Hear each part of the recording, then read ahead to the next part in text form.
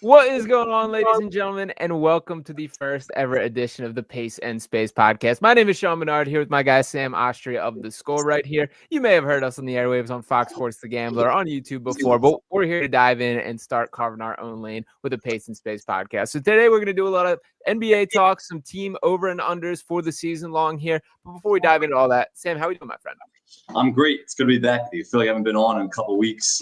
We're going to take this pod to the moon. Get involved with the conversation. You can leave us a voicemail at 856-295-1602. You can email us, paceandspaceshow@gmail.com. We're going to read your comments. We're going to play the voicemails, like the good ones, I guess. And this is going to be the go-to place for NBA conversation all season. We'll get into the drama, the Hollywood stuff, but also film breakdowns, breaking down the actual basketball, which we love to do. So this is going to be the show. Tuesdays, Thursdays, live shows. We're going to have guests. We're going to have a lot of cool guests in the basketball world. So I'm excited to launch this thing. Let's go to the moon.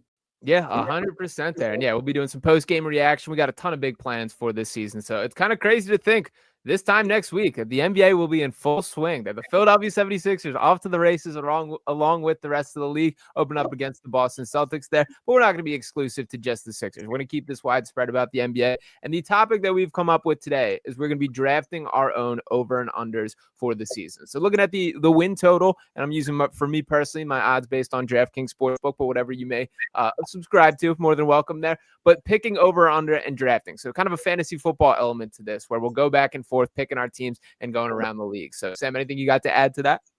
No snake though. No snake. So we're gonna hit on every single team, and it's just our favorite win totals, whether it's over or under. And once that team's gone off the board, you can't take them. But we'll say whether we like the over, the under. So we're each gonna draft 15 teams, and the winner at the end of the year will get a free dinner on one of us at the end of the year. So that's all I got. No snake draft though, just one after the other. Yep, love it. I like the dinner idea too. Throwing that in the mix here. Something on what happens at the end of the year. We have to track it all year. Who gets more over-unders, right? That's a good point. So without further ado, let's get off to the races here. Sam, I will do you the honor of allowing you the first selection here. So with the first ever selection, the Pace and Space podcast right here on Pick Swap Media, who will Sam Oshtry be taking for his team total over-under? The Spurs over 44.5 wins. And you can look at last year and be like, they only won 34 games and think, how are they going to have a 10-win increase? This team is so much better. Victor Wembanyama didn't play after the All-Star break, only played 46 or so games because of that blood clot. He's back 100% healthy. Him and De'Aaron Fox only played 5 games together. You're bringing Luke Cornett. You're bringing Dylan Harper, who looks NBA ready. This team, mostly because of Wemby, but this team is going to be one of the best teams in the West, and I think a 5 or 6 seed. So I could see this team winning 45 to 48 games, somewhere in that range. So that'll clear the 44.5. And it's because of Wemby. This guy is ready to be one of the 5 best players in the league this year and probably a legitimate MVP candidate. Number one, he looks way bulkier. I don't like watching preseason that much. I don't know about you, just because some of the takeaways you have from preseason never actually live up to what happens in the regular season. But I'll watch it here and there. And Wemby is way bulkier. He's a way better passer.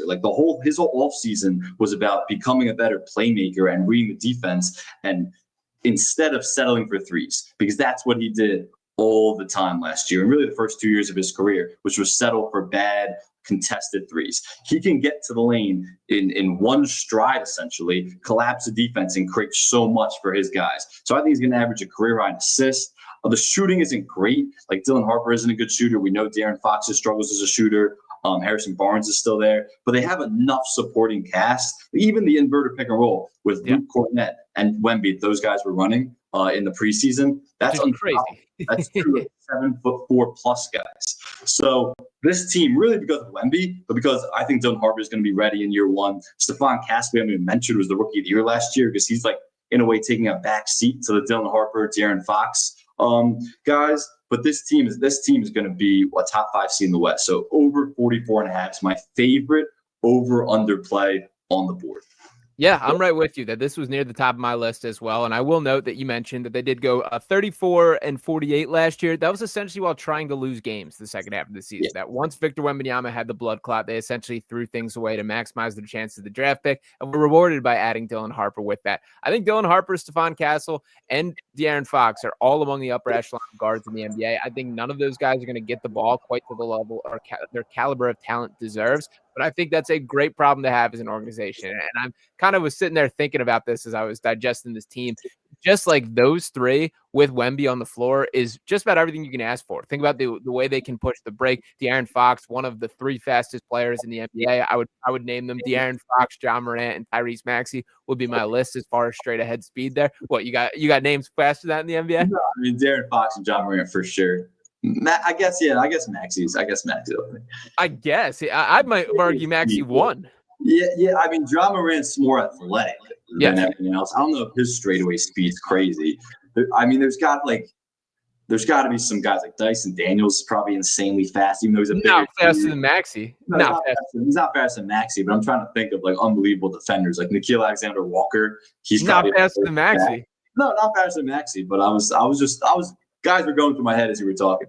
Yeah, I mean there's fast guys in the NBA. That's not breaking news there, but I do think Tyrese Maxey is like a special one of one in as far as pace there. But De'Aaron Fox is a guy that I think gives him a run for the money, and I think has held that crown for portions of time. So yeah, I'm 100% with you on the Spurs love here. I also will put this out here right now. I know we're doing this. Praise the Oklahoma City Thunder that this is the next potential budding dynasty. Keep an eye on this San Antonio Spurs team, man, that I think they very well could end up in that same conversation. They have an embarrassment of riches when we talk about the talent on this team for the next 5 years. Honestly, my answer is probably the San Antonio Spurs. The Thunder just had to pay Shea, Jalen Williams, and Chet. All those guys are their maxes, and those are ascending deals. So those guys, in a few years, those guys' payroll is going to be unbelievable because they had to pay the 3 stars. Wemby hasn't got the extension yet. Stephon Castle obviously hasn't. Dylan Harper's a rookie. This team still has a payroll where they can contend over the next few years with depth, which is what we saw the Thunder do last year because they didn't have this crazy payroll. So I think Wemby in 3 years will be a much better player than Shea. So I'm easily – there's no team in the NBA I'd rather be than the Spurs over the next 5 years. Yeah, I think that's a fair take there. The only thing I want to dig in on from the Spurs perspective is I kind of mentioned the fit of the guards. I don't think it is a long-term plan to have these three on the team together. They took the swing trading for De'Aaron Fox midseason last year. I think if they did know that they were going to end up having a chance at Dylan Harper and making the selection, they probably don't make that deal in the first place. But nonetheless, they paid the man that they're going through the whole process there. What's sort of the outcome that you see this playing out? How do you think these three guards fit together, and who is the foundational pieces when they do move on?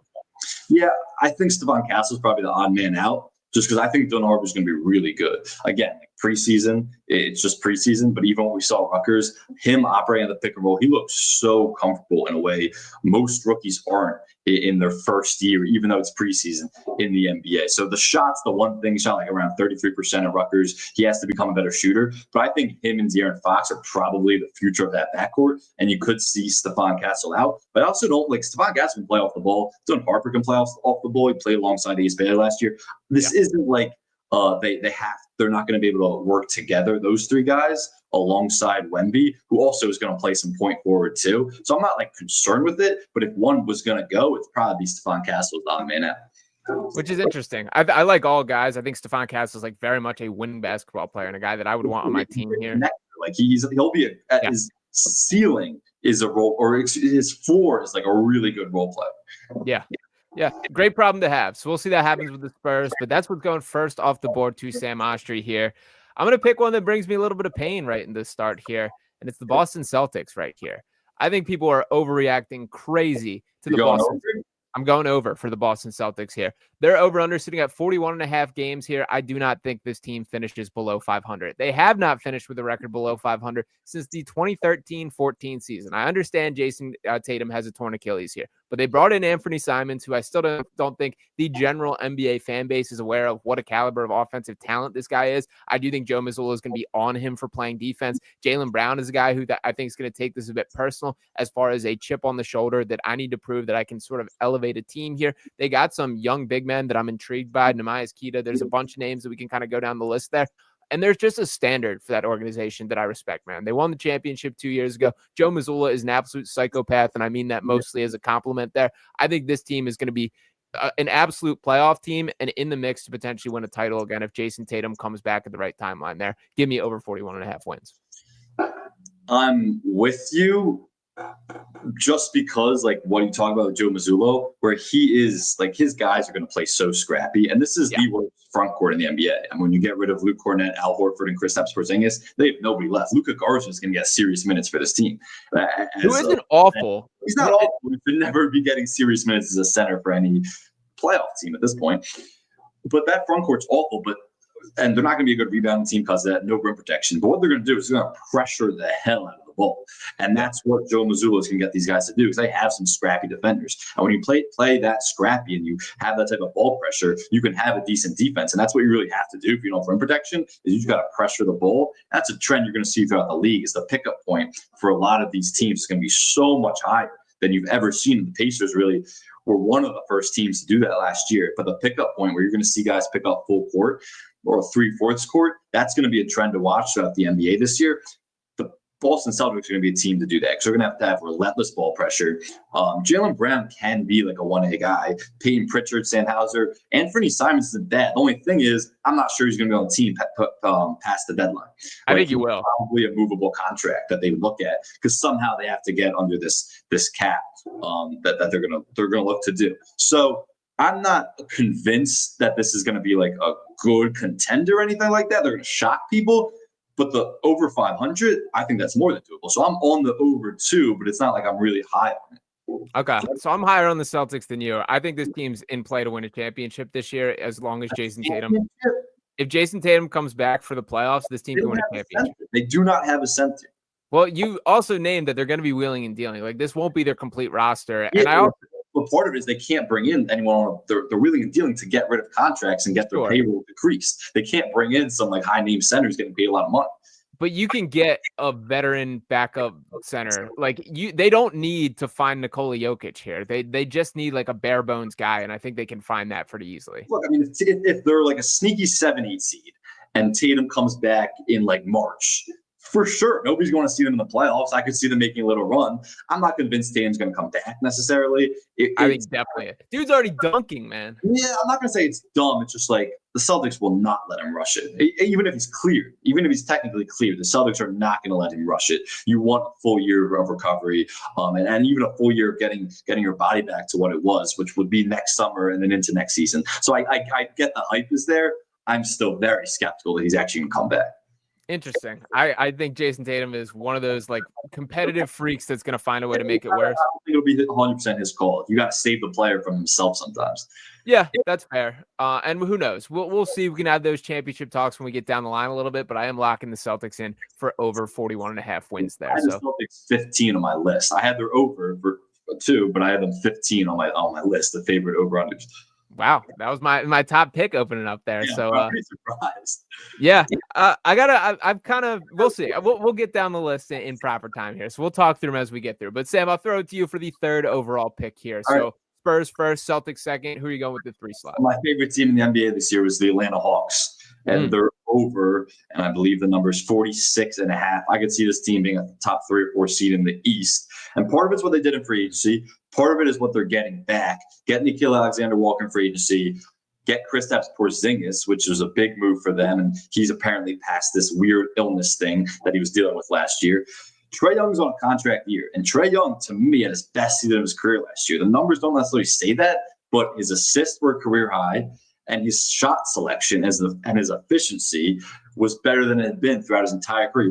He's not an immature player anymore where he just jacks up shots. Like, he genuinely creates and makes his teammates better in a way you didn't see earlier in his career. So I love Trae Young's trajectory. He's on a contract year too. And the Hawks have not given him an extension, which could be like a boiling point at some point throughout the season. But this is also a prove it year for him, whether it's the Hawks, whether it's someone else, someone's going to give him max. He has to prove that he's worth the max this year. And this is probably the best team he's had in maybe since he's even been a Hawk. And then the biggest reason is Jalen Johnson, who everybody forgets about last year, who only played 30-something games. He was on an all-star trajectory. This guy was averaging, I believe, 15, 5, and 5.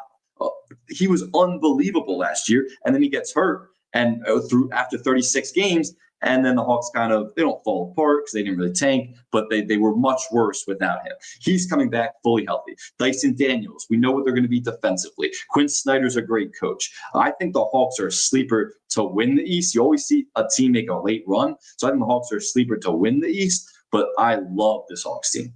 Yeah, I'm with you that I do think they're legitimate. And to your Trae Young point, I think we're going to get like a chip on the shoulder Trae Young from start to finish this year. Trae Young is one of the more polarizing players across the entire league. And I think, honestly, both sides of things are a little bit off the map here. That I think the true Trae Young truthers who want to claim this guy is a legitimate all-star guard, one of the best in basketball, he's got limitations to his game. He's never going to be above average defensively, that there's flaws. But they've done an incredible job building up an ecosystem around him to survive that with guys like Jalen Johnson, guys like Zachary Reese-Shea. They brought in Kristaps Porzingis this year, who I think is going to be, as long as he's healthy, like an impact player there. Nickeil Alexander-Walker, who you mentioned. And then on the other side of things, I do think there's a significant portion of people who don't give Trae Young the respect that he deserves, to be perfectly honest. This dude has gone into the respect he deserves. Like, yeah, most guys get extended before going into last year, and he didn't.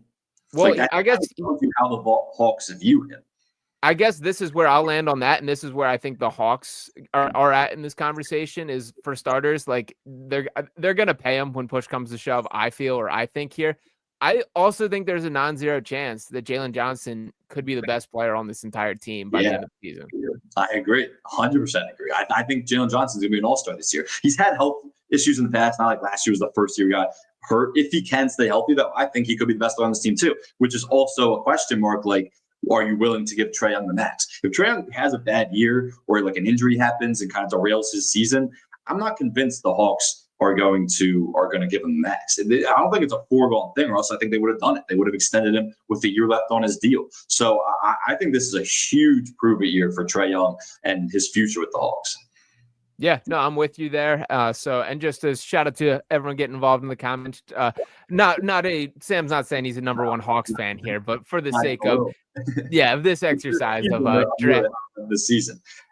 Yeah, so just drafting our expectations based on over-under. So I like that for the pick there. I'm going to another team that I think is disrespected in the Eastern Conference for my next selection, and I got it on the very shirt right here. We're going to the Indiana Pacers. Another torn Achilles team that I think the books are disrespecting too much. Now, the exact number that we're talking about for the Indiana Pacers, we were talking about 37.5 for them. They're just going to be a better basketball team than that. They're going to be another team that I think is above 500. Let's not forget that the strength of this Pacers team has always been depth. And I understand that Tyrese Haliburton is the straw that stirs the drink, and there is things to overcome. But they do have a ton of guard talent there. And by the way, TJ McConnell, our guy, a little banged up as well, but he'll be back in the short term. He's going to be out for a little while. Yeah, he will be about a month, it seems, but he'll be back and ready to captain the ship, and I trust him in that. They won 50 games last year. They've gone over 37.5 wins in 10 of their last 12 seasons. They still got Pascal Siakam, still got Benedict Mathurin, Aaron Nesmith. You can go down the line. Jay Huff, I think, is like an adequate replacement.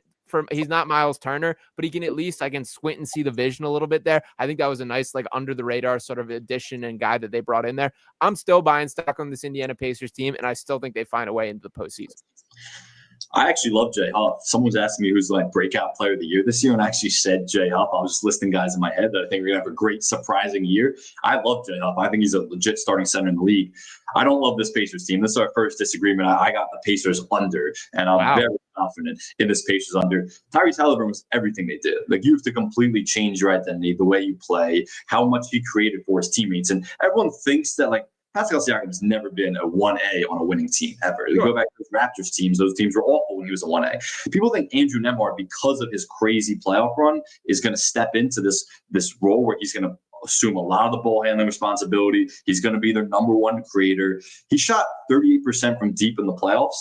That is a complete aberration from the shooter that he is. He shot 29% from three in the regular season last year, and he's a career 33% three-point shooter. He is not this sniper that he just turned into over a 2-month stretch in the postseason. I don't think he's ready to be the guy. Losing Miles Turner as a stretch five, one of the better stretch fives in the league, it's not as big as losing Tyrese Haliburton, but it's huge. He was their one of their top leading scorers and one of their best three-point shooters. The entire identity of this team is completely different. They just don't have the talent. Also, if they getting deep into the year and they're already towards like the 10, 11, 12 mark, they're going to start tanking a little bit. I think they're looking as a gap year. What's the point of playing for a play-in spot? It's all right, rest some guys. Let's give ourselves a chance at the lottery. Maybe we get someone to pair Tyrese Haliburton with for the future when he comes back. I just don't see how this Pacers team is a playoff team. Even if I'm just to take all of what you said at face value there, you can look me in the eyes right now and tell me that this Pacers team is going to be worse than teams like the Nets and the Hornets, and you go down the Eastern Conference. No, I'm not saying that, but I'm saying to get in the lottery, you might as well give yourself the best chance to get in the lottery and get a decent odds at having the top pick. I'm not saying teams. You think the Pacers are a lottery team this year, bad? Yeah. If they're not a playoff team, they're a lottery team. So, yeah, I'm in the playoffs. Sure. I know that math does check out there. All right. Well, that is our first disagreement there because I'm in on this Pacers team. This is a little bit similar to my Celtics concept here. I do think that they have an identity. They have a culture, that they have a standard for what they set for. What is your identity without Tyrese Halliburton? Like, what is TJ McConnell dribbling the ball a million times and shooting a bunch of range shots? Like, push the pace. Role player. I don't get it. Bennedict Mathurin more than a role player. That Bennedict Mathurin, I might sneaky throw a ticket on most improved this year. I think this dude, if things break right and he's not there right now, like I think this dude could play his way into an all-star at some point. He's still needs to put the pieces together, but I believe in him as a talent, and I do think that this could be the opportunity that he's waiting for. Yeah, he's going to have a huge role, but you look at their lineups. They're going to play Obi Toppin at the 5 a lot, which they did in the playoffs in spurts, which worked against other small lineups. Playing Obi Toppin at the 5 is just an awful defensive lineup with already what they're throwing out there. I don't think that's like a recipe for success, and I think they're going to use that lineup a lot. That is a super small lineup getting killed on the boards. I just don't see this Pacers team any lineup configuration that'll make them into a playoff team. They also, by the way, with all the success that they did have last year, battled a ton of injuries. Like, shout out to Sixers fan 229 here saying, what about Jackson? Isaiah Jackson? Yeah. He's good, man. And he tore his Achilles last year. James Wiseman tore his Achilles, who's not good at basketball, but in that same mix here. Like, they went through some hurdles last year and still produced. I think that there's a world where they have a couple luckier breaks this way. I think they had 4 torn Achilles on that roster last year. Yeah, they did. They were so unlucky, and they still, I guess, four including Tyrese, and they still somehow got to a Game 7 in the NBA Finals, and were maybe a Halliburton injury away from winning the thing. To that point, real quick, I was sitting here last night. I actually have something to ask you about, but go ahead. Okay. So I got 2 takes that I need to bounce off you right here, Sam Oshtry. For starters, Tyrese Halliburton is a guy I think we disagree on a little bit. I view Tyrese Halliburton as, if we're just talking the crunch time of game, the last 2 minutes, you need a decision maker. Tyrese Halliburton's in my top 5 in the NBA for fitting that criteria there. Your reaction? I don't think a top 5 in the NBA. I've come around him a little bit. He's not top 5 in the NBA as a decision maker, but he went on an absurd playoff run, so it's hard to argue right now. Like, some of those shots that he was making were just the most absurd clutch bounces that you'll just never.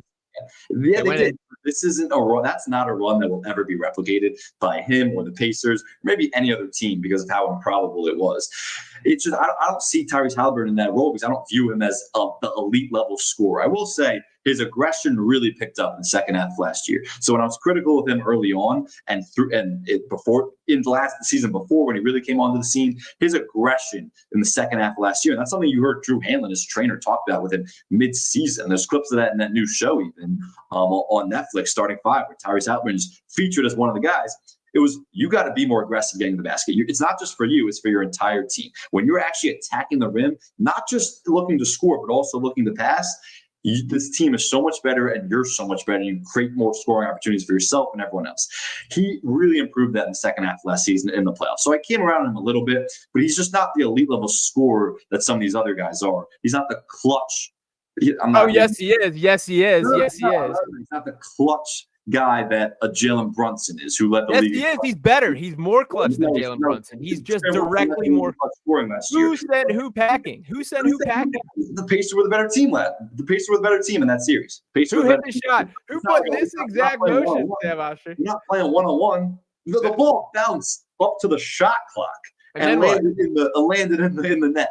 This isn't like, oh my God, like, there wasn't Jalen Brunson's step back on Asar Thompson where he cleared him, created so much space and drilled it to win that game that Brunson did against the Pistons in the first series. That is like an unbelievable move, clutch shot. Tyrese Halliburton did that. It didn't even end the game. That game still went to overtime. But the ball hit the shot clock and then went in the hoop. It didn't hit the shot clock. It went straight up in the air and then went right down. It went that high. And by the way, the fact that his toe was on the line and he had to go out there and win it in overtime and still did, I think almost makes it more impressive there. And then also, Go ahead. I've really come around with Tyrese Halliburton, so I don't want to be the Tyrese Halliburton hater anymore. Mostly because he seems like one of the more genuine good dudes in the entire league. But I still like that run that he went on, and we're still not that far removed from it. So people are going to use the recency bias. That's never happening, even without the Achilles tear. We'll see how he comes back from that. But that was never happening again. That was an unprecedented run for him and that team. So that brings me to my next question, or my next take here, that I was really sitting there digesting, thinking about this last night. If Tyrese Halliburton doesn't tear his Achilles, are we sure the Oklahoma City Thunder are NBA champions right now? Because I'm not sure of that.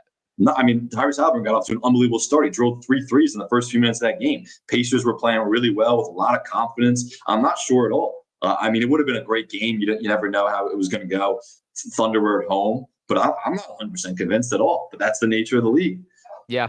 No, it is. And I will just note, he had 9 of the Pacers' first 18 points. When we left the game, it was 18-16 there. We'll never know. But he did have that look in his eye. He was absolutely balling out. I do wish that the basketball gods let us see how that one was supposed to settle. Did you watch Starting Five yet? I think it came out last night. I only watched like clips and everything. I haven't watched it through. But have you watched it yet? I haven't. That's definitely on my to-do list, but I have not dove into that yet. And you're right. I do think Halliburton's like an awesome like personality, human being, that side of things. So I think that'll be a cool peek behind the curtain, and we'll probably get some pretty heartbreaking stuff for that moment too. Yeah, no, that show also is the best personalities, like James Harden, KD, Shea, who a lot of people don't really know his personality. So that show wasn't that good last year. I think it's going to be great this year. Yeah, 100% there. All right, so I'm rolling with the Indiana Pacers there. I'll throw it to you here for the 5th pick. What do you got in your over-under draft? Yeah, so I waited this long just because, just really to appease you. But now everyone's in the comments that we're not putting up. Thanks for not putting up. But claiming that I'm a Knicks fan just because of that Brunson thing that I just said. The Knicks are going to win 60 games this year. No, and they're going to be the 1 seed, and we'll give our final picks later. But I think this 60 games. Like, I think they're going to be the Cavaliers of last year. Similar how the Cavs went from J.B. Bickerstaff to Kenny Atkinson and the things he was emphasizing with his pace, and how the Knicks just went from Thibs to Mike Brown and the things he's emphasizing with his pace on such a talented roster. The Cavs took that massive leap in the regular season. I think you're going to see with the Knicks this year. And there's a lot of factors. And there's a lot of factors for the Knicks. But the biggest thing is Mike Brown's system, which is going to be emphasizing a lot of ball movement, a lot of player movement, playing with pace, which is not how the Knicks operated. The Knicks had the 5th slowest pace in the league last year. They also were bottom half in the league in passes per game. This team just was a lot of heliocentric, ISO ball. Let's rely on Jalen Brunson meandering the ball up the court, dribbling the ball a million times. That's not how they're going to operate this year. Jalen Brunson is going to play a lot more off the ball, which I think is going to help guys like Mikal Bridges. His game's going to be unlocked, which wasn't all last year. Like, if I'm Mike Brown, I'm going to Mikal Bridges, and I'm saying, your goal this year, I'm challenging you to at least attempt 4 free throws per game. That's your challenge to Mikal Bridges. Because last year, he averaged 1.7 or 1.4 free throws per game, which was a career low for him. He was never getting downhill, never attacking him. Partly was on him, partly was Thibs' system, where he was just relegated to a spot up roll in the corner. He's so much better than that. And part of playing Brunson off the ball is playing Mikal Bridges on the ball more, whether it's zoom actions, high ball screens. He's going to have a lot of dribble handoffs, which is what we saw with the Kings system when Mike Brown ran with Domantas Sabonis. That's going to be a Cat Mikal Bridges, a lot of dribble handoffs between those two guys. A lot's going to run through Cat. I think this is going to be a completely reinvented offensive system. And last year, this team had the fifth best offense in the league. That's really good, right? 5th best offense. There is so much more with the talent on this roster. They got so much deeper with Jordan Clarkson, Gershon Yabusele. You actually have a full season of Mitchell Robinson, who I think is going to start over Josh Hart. There's so much to like about this team. And I think this team's going to have an unbelievable all-time regular season. All right, so I'll start with, I am a Mike Brown guy. I do like Mike Brown, and I think it sucks that the Knicks hired him for that exact reason there. I think he got a really bum rap in Sacramento, and I am happy that he got another opportunity. I think he's a good coach, like straight up, good personality, good energy there, and I think like that sort of culture change is positive. I also can agree with you that I can live with the take that this is the Knicks could be the Cavs of this year, that they can be a team that wins a ton of regular season games, and they just have zero chance in the postseason, man. I think this is how it shakes up. That Mike Brown can't teach Karl Anthony Towns. What's that? I don't agree with the postseason outlook that you're saying, but that's Hey, that was your words, man. You said they're the new Cavs here. Yeah, well, the Cavs they're in the regular season in terms of getting a new coach. I have them in the finals, but we'll save that for another day. Yeah, I'm sure we will get into that plenty. I mean, they're going to be a good team, and they are going to be a team that wears on you grinds.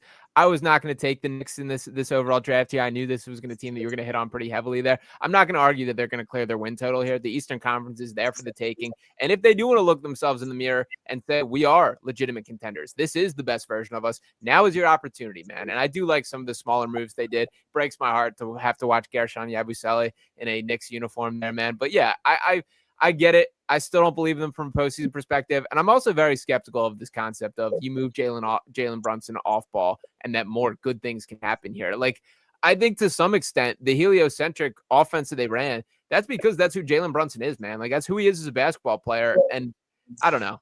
Well, part of it is to give him relief, right? Like he's played this way, like bully style basketball, dribbling the ball a ton, really high usage rate the last few seasons. That's your prime is not going to be that long if that's how you're playing. So part of it to give him relief, and so he's not as tired late in games, not tired late in the season.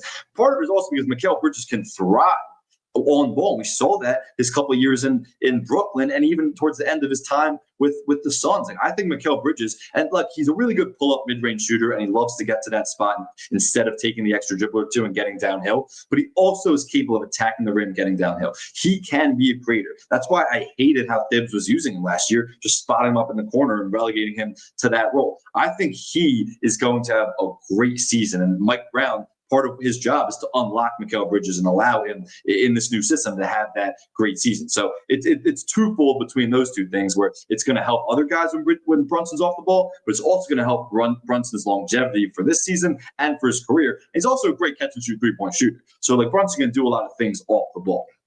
I agree with you that Tom Thibodeau did not do a good job utilizing Mikal Bridges last year, but I also got to ask, man, how good is Mikal Bridges really? Like, he has to be the third best scorer on a really good team with nights where OG could be the guy, and maybe Bridges takes a back seat. He's not like, no one's asking to be an all-star. That's not what he has to be. He's a really good third option in this league.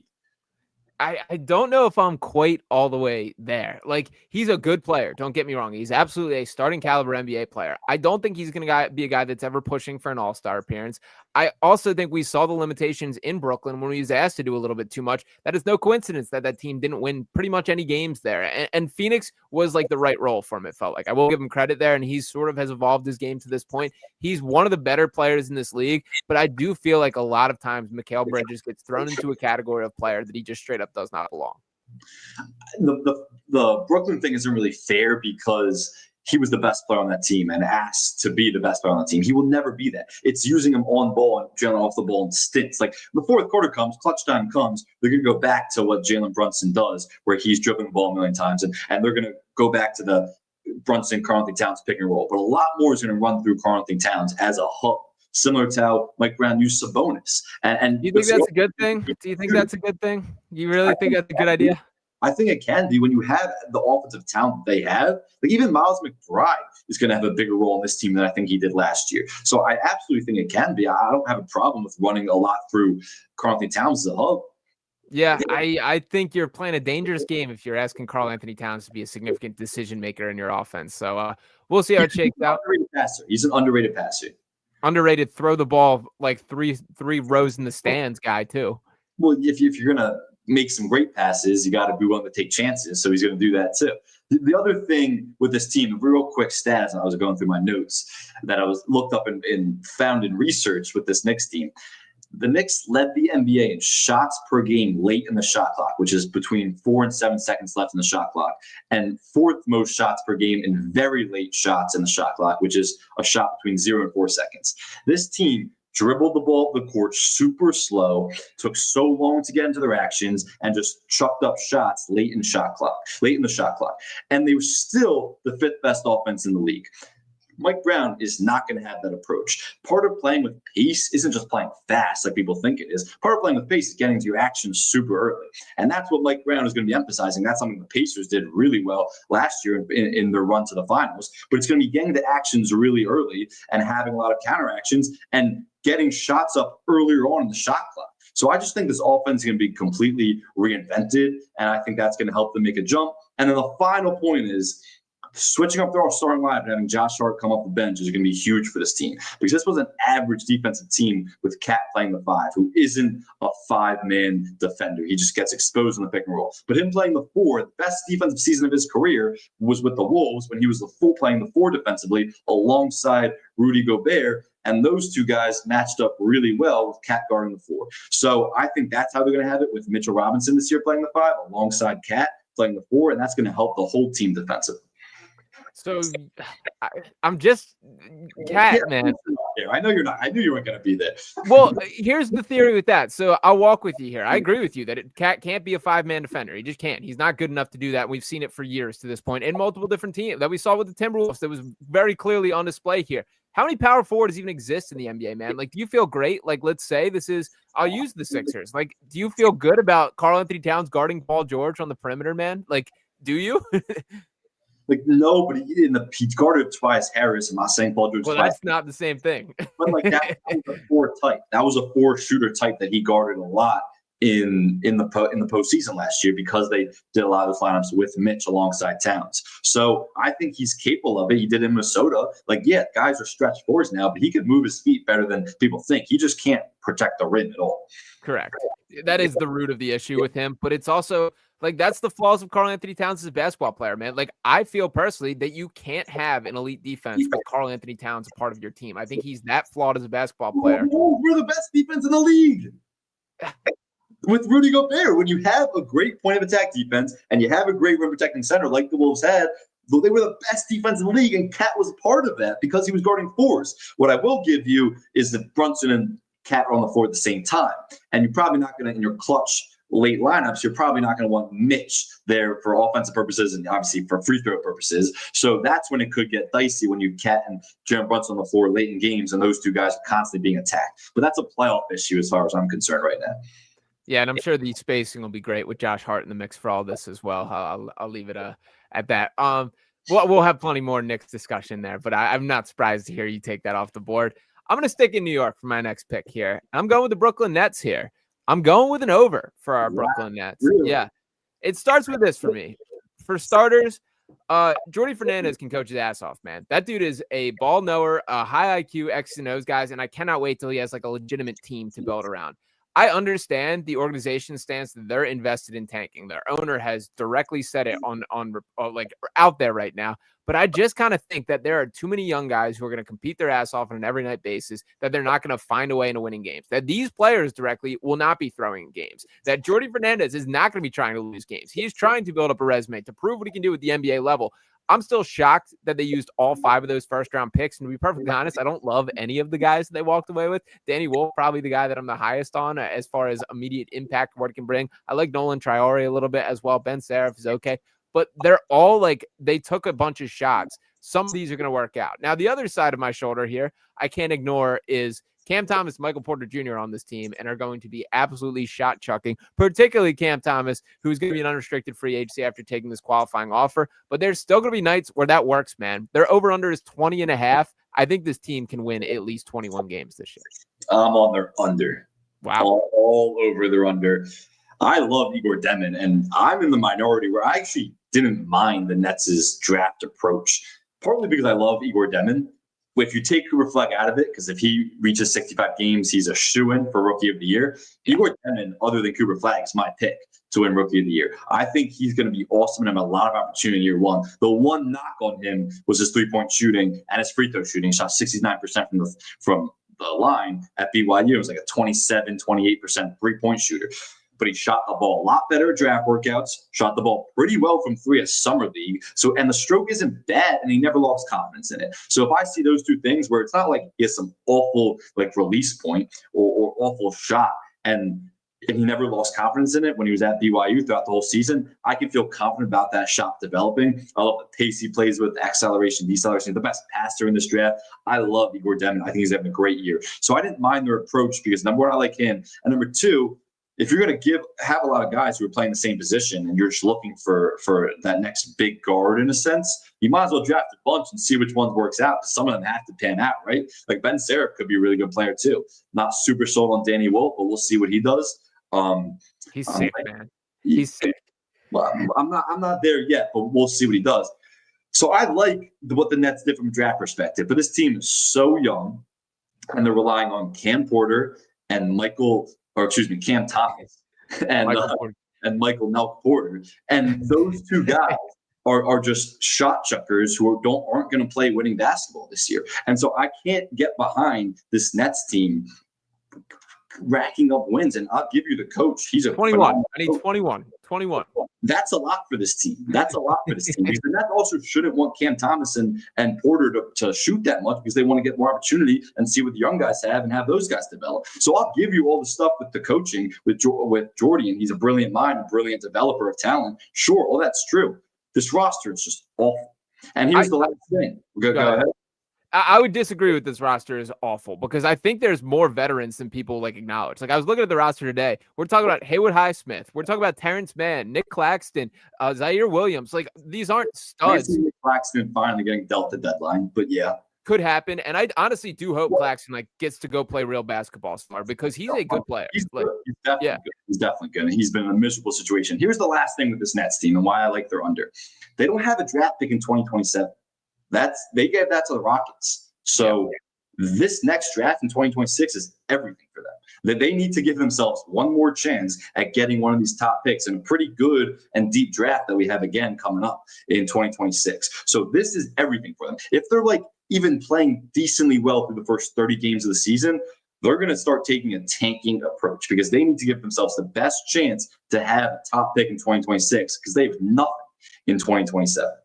Yeah, I just kind of think they've collected too much. These players and teams directly do not tank. Organizations tank, that they stack the deck to make that work out and increase your odds of basically losing games here. But these players are going to compete on the floor, man. I do think Jazz did, which they just sat Lauri Markkanen in every game last year down the stretch. But there's no, you're not just taking Lauri Markkanen away from this team. These guys are going to play. These young guys are going to compete.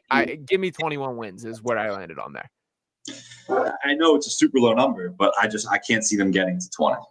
I was me and Mark Henry Jr. talked heavily about the Nets last year, but I believe their number was 13.5 or something like that we both hopped on the over, and they ended up surpassing that. Crazy low. It was something like that. I forget the exact number. But last year they were winning a lot of games to start the year. Yeah, and I think the very same could happen this year. So that's going to be my selection there. I'll toss you back the sticks for the next one. All right, I got the Lakers under 47.5.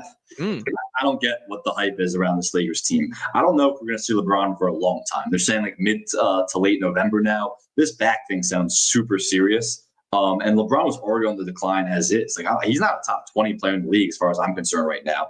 This is going to be all Luka Doncic, and he's that good where he could carry a team, but there's not enough depth on this team. Are we really trusting DeAndre Ayton and Jake Love? I can't even pronounce Jake LaRavia, who rules.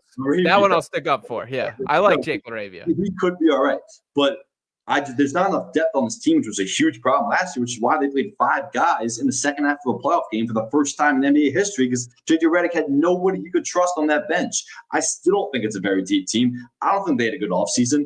DeAndre Ayton has been more of a net negative on most teams he's been on recently than a positive. Maybe he changes his approach. Honestly, the things he's been saying, his comments have been good, which is but he's always done that stuff. He's always said what you want to hear. I'm going to say he usually hasn't done that. Usually his comments are questionable too. So it's all right, at least you're saying the right things now. I don't see it with this team. I think it's going to be all Luka. It's going to go back to a heliocentric offense that just orbits Luka, which was fine for the Mavs, but the Mavs had the right pieces down the stretch of his Mavs run with a Kyrie Irving, PJ Washington, a rim runner like Derek Lively and Daniel Gafford.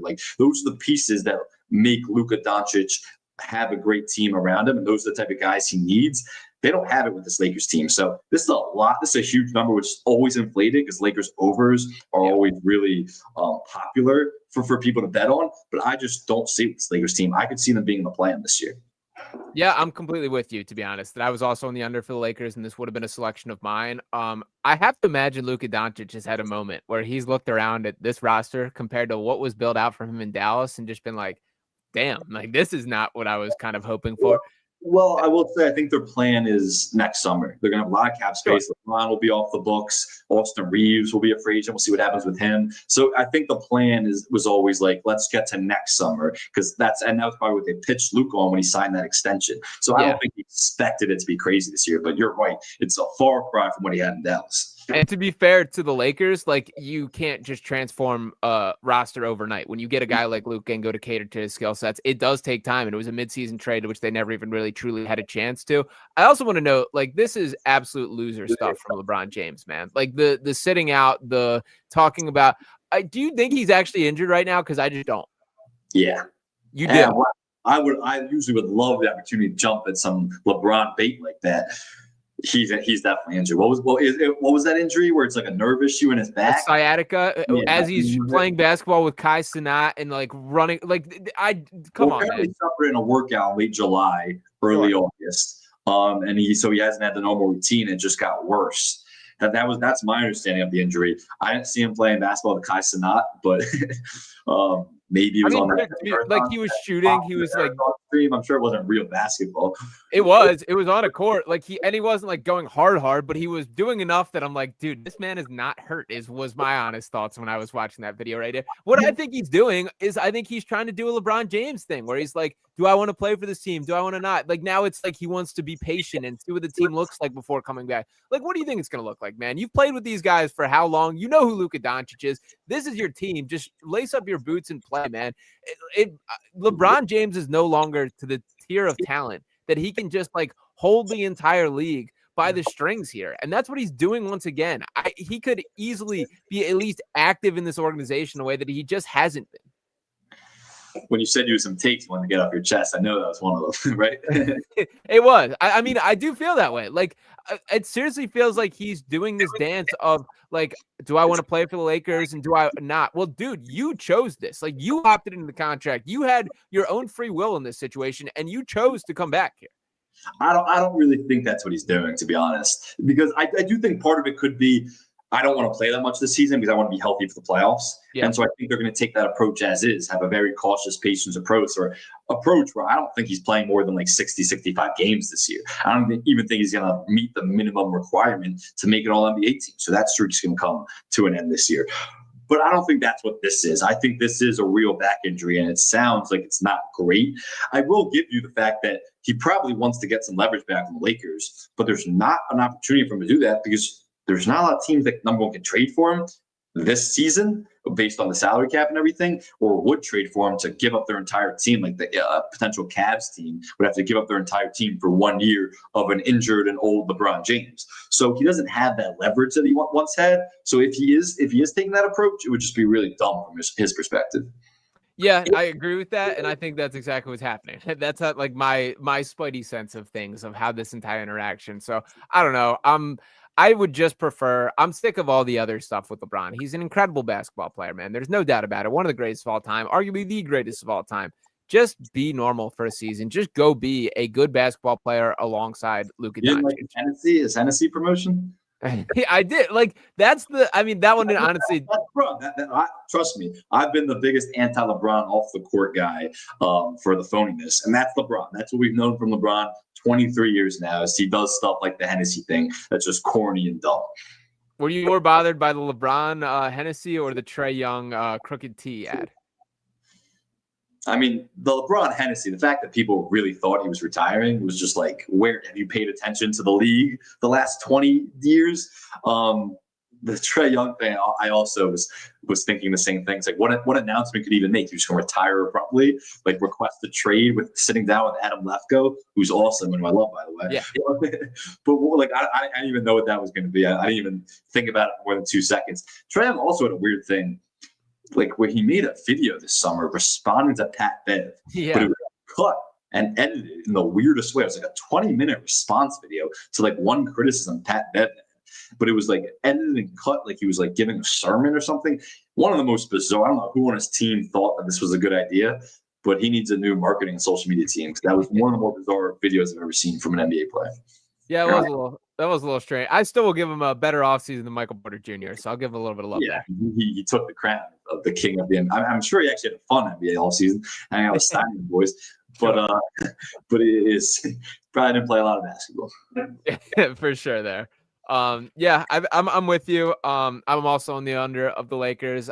You're right. It is kind of the Lakers boost is why I think this number is where it is, but nonetheless, very curious. I do think that, do you think I'll put it this way. Do you think there's any chance that this season just entirely flames out for the Lakers? Because I think there kind of is. You can't waste Luka's prime like that. He's going to be 27 coming up. You can't waste Luka's prime like that where it just flames out unless Luka gets hurt. That's the only scenario I could really see that happening. This is a huge year for Austin Reeves. I love Austin Reeves. I think he can be a Kyrie to Luka. Austin Reeves can have that similar role. I think he's that good and has that much potential. But this is a huge year for him because it's a contract year, and he's going to want as close to a max as possible. So this is a huge year for him, and pairing him alongside Luka with the bigger role without LeBron James for big stretches, I think could be good for him. I don't see this being a flame out year for them where they completely tank and go the other way unless Luka gets hurt. Yeah, that's completely fair. And for Sixers fan 229, I think Austin Reeves, your favorite player on the Lakers? Yeah, I mean, I love Luka too. Like they're not my favorite players in the league, but I love who doesn't love watching Luka play basketball? Sure. I'll give Rui Hachimura a shout out here too. I'm a big Rui guy too as well. And so he's going to be back to playing the 4, which is where he belongs. As he's a great shooter, really good defender. So that's his role. He was playing the 5 for most last season because they didn't have a center. I like Rui a lot too. Yeah, shout out Dalton Connect as well. I hope he gets his head on straight. So I'm not a full Lakers hater. I'm a little bit of a LeBron hater. I can wear that on my chest a little bit there. I'll keep it rolling now. To move over to my next selection, I'm going with the Houston Rockets, man, and I'm going with the over as well.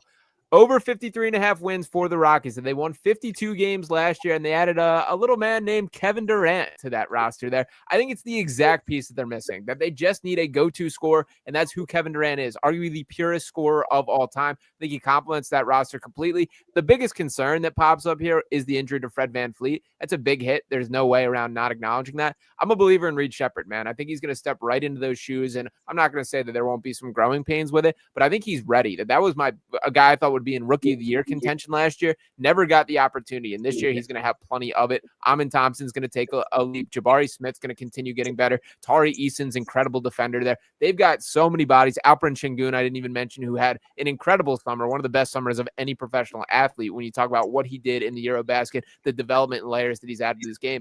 I'm all the way in on this Houston Rockets team, and I think there's a non-zero chance that they win the most games of any team in the league. I'm on the under. Wow. Not that I'm like anti-Rockets. I just think 53.5 is a really, really high number. Like 2 more wins than last year. Yeah, but I think this regular season team is going to be worse than last year, partly because no Fred VanVleet. So they have a real hole at point guard. You're going to rely on Reed Shepherd a lot to play the 1, who didn't really play any meaningful NBA basketball last year. So he's essentially good, though, man. He's good. I think he's going to be a great player, but he's now playing the 1 where he's really more of a combo guard, and he's going to have a lot of ball handling responsibility. Don't necessarily love that for him. Amin Thompson's also going to be playing the 1. Again, not really his role. He's capable of it. And then KD, which didn't work in Phoenix. Like, KD so different. So different. It is so different. KD still needs a table setter. KD should be resting. Like, the guy is 37 years old. He shouldn't have to expend a lot of energy playing the 1. He shouldn't even be playing that many games or minutes this season.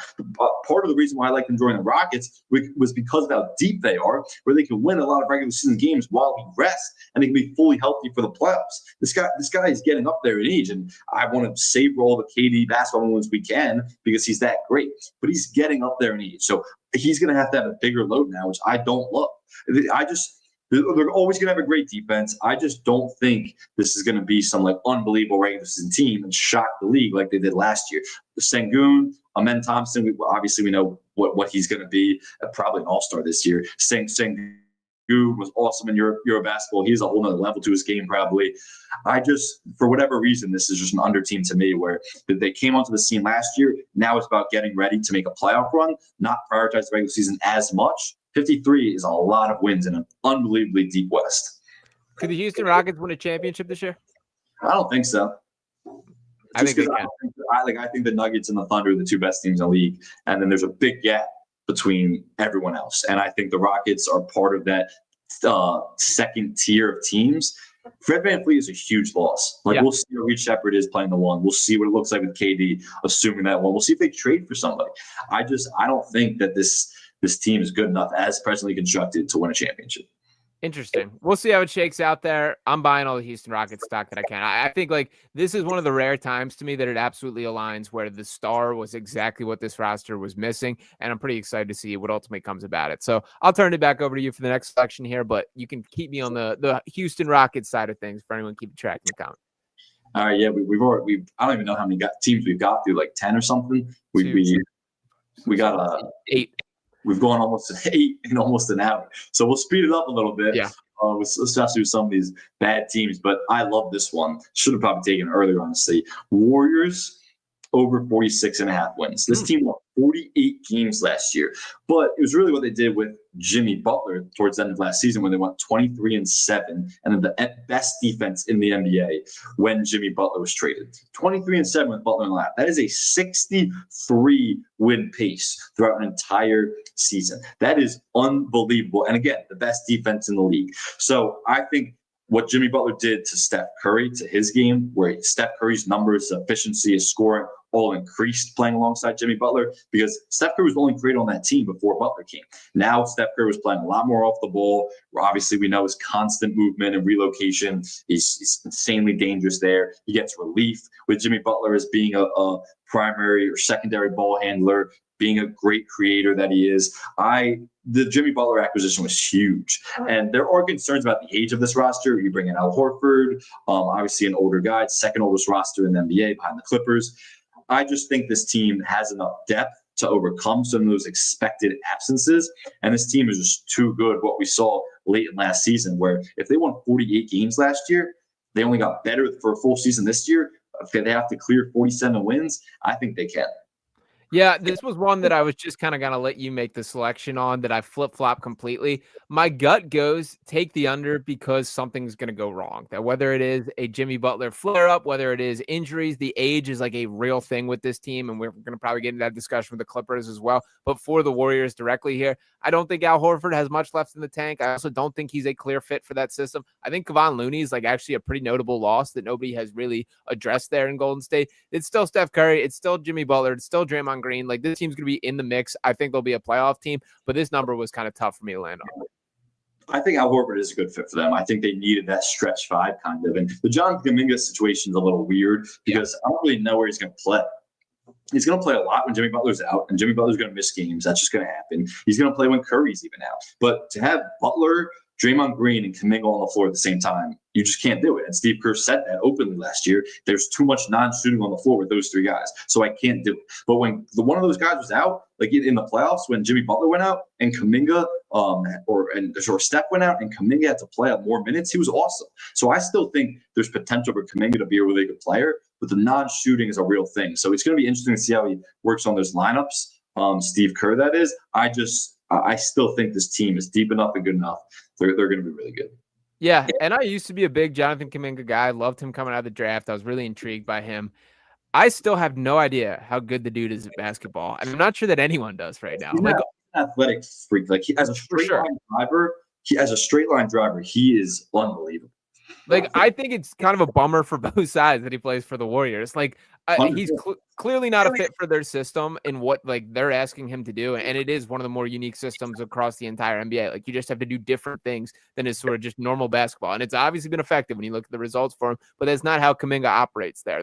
I just was kind of hoping for the divorce to happen this summer and he gets a chance to show what he can really do. It's frustrating to me to now be several years into his career, and I have no idea how good this guy actually is or isn't. Yeah, no, I'm still a Jonathan Kuminga guy, but I get it. I get why people are skeptical of him because he hasn't been in a good system, and it's been unfortunate for both of them. And we know where this is ending. It's headed for a divorce after this year, and both teams will go on their separate ways. Yeah, 100% there. So you're going with the Warriors. I'll keep it moving a little bit. I'm going to go down to the bottom of the conference here. I'm taking the Utah Jazz, and I'm going with under 18.5. I think the exact same efforts to limit wins will occur this year. They won 17 games last year. They just want to lose so badly, and I think this is a team that can actually execute that at a level which others can't. They're going to pull Lauri Markkanen. They're going to have Ace Bailey shoot 1 million shots a game. Walter Clayton in the mix there. They'll be entertaining. Like, I think they're not going to be a team that you don't want on your television, but I don't see a world where this produces a ton of results. When you look around the Western Conference, man, there's just not many teams that I think they really have a chance again. And again, it is by design that they want to lose. So I think that the Jazz take another clear attempt at tanking. They did not get the draft pick luck that they wanted last year. I think they go right back to the well, make that investment again, and try and lose as many games as possible. I could see Lauri Markkanen being flipped at some point this year. His name's always been in conversation, but I could see that happening this year. It just feels like it's time for both sides. You're hit the prime of his career, so he should want to be moved. I'm with you on the under. Part of it is because they only have their pick is top 8 protected. So they need to put themselves in a position to get a top 8 pick, or else they lose it, which would be an absolute disaster. So they are incredibly incentivized to lose as many games as possible. I don't think they break like 15 or 16 wins. Yeah, that's where I'm at as well. So, we don't got to stick too long on that one. But for the Utah Jazz, under 18.5 is my next selection. This sticks back to you. All right, let's go with the Mavs. Under 40.5. A really interesting team. You're going under? Yeah, I'm going under 40.5. And there's a few reasons for it. You're counting on a lot of production and health from Anthony Davis, a guy who hasn't played over 62 games in a season, has only played 62 games in a season once in the last 7 seasons. He can't stay healthy. He is not a durable guy. He can't give you an entire season. They're a big team, a great front court, but where's the shot creation coming from? Like, Cooper Flag's awesome. I love Cooper Flag. I think he's going to be a great player. He is your primary shot creator right now. A lot's going to run through him. We just saw him play the point guard in the preseason game. That is putting a lot on a rookie and asking them to contend immediately. I just don't think it's fair necessarily to him, and I don't think it's going to produce a lot of wins because Kyrie Irving's obviously out. Earliest I think he'll be back is like March, but that might be being generous with his timeline. So I don't think he's a real factor this year. They have D'Angelo Russell. The more you put the ball in D'Angelo Russell's hands, the worse things get. So I just don't think there's enough shot creation on this team. They're going to be good defensively because of their front court, because of how big they are, and a good rebounding team. The offense isn't going to be there. So I think this team comes in below 500. Interesting. This isn't one I feel passionately about. My lean was towards the over for sure. I think they're way more dangerous as a team that you get a ticket into the dance, you get into the postseason, and they could make some noise. That they're just going to be a nightmare to go against when you talk about the length of that defense there. I was watching their preseason game against the Lakers last night where Cooper Flag was running point like you mentioned, and the thought crossed my mind that I think there is a non-zero chance that Cooper Flag is the best player on that roster right from day one. And I'm not sure if that should be a positive or a negative in the eyes. That's a negative. He's a rookie. You're right. rookie, and you're asking him to be a legitimate playoff team this year. It's just not feasible.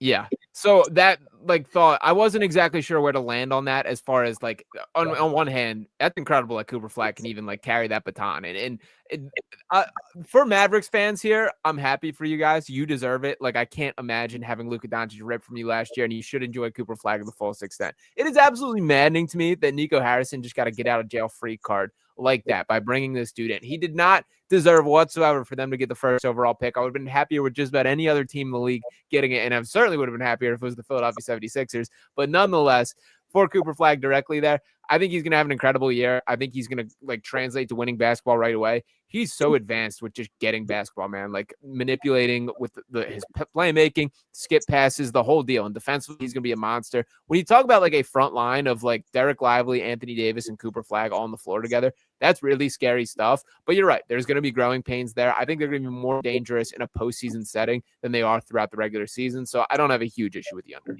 All right. Should we keep moving? Yeah. I'll hop on to my next one. This one I think might ruffle some feathers here. The Toronto Raptors, man. I don't get it. I don't get it whatsoever. I'm taking the under for the Toronto Raptors, 38.5 wins this year. They won 30 games last year. They won 25 the year before. They are a super team of mid players in the NBA. Who is the best player on the Toronto Raptors? I'm asking you honestly. Barnes. That's not a great thing. You could, if you want to make an RJ Barrett case, an Emmanuel Quickly case, if you want to make a Brandon Ingram case, none of these guys are good enough to be primary options. I don't even really think any of them are good enough to be number 2 options to be perfectly. Scotty Barnes, who I think that is the answer there, that he probably is. I think the ideal role for Scotty Barnes is the third guy on a winning basketball team where he does the other stuff, where he's not asked to score. I just don't think this team makes a ton of basketball sense whatsoever. I do like the coach up there. I think he's got a nice fire about him, and I think he's pretty creative as far as his X's and O's, but I just don't think he's got enough stuff to work with, and I think the vision for this franchise is completely off. They drafted Colin Murray Boyles this year, who's like the exact same overlapping skill set of all these guys that we're still talking about. So I just don't get the vision whatsoever for the Raptors. I think this is a situation where they built up their foundation on some faulty land underneath, and they're going to have to completely restart.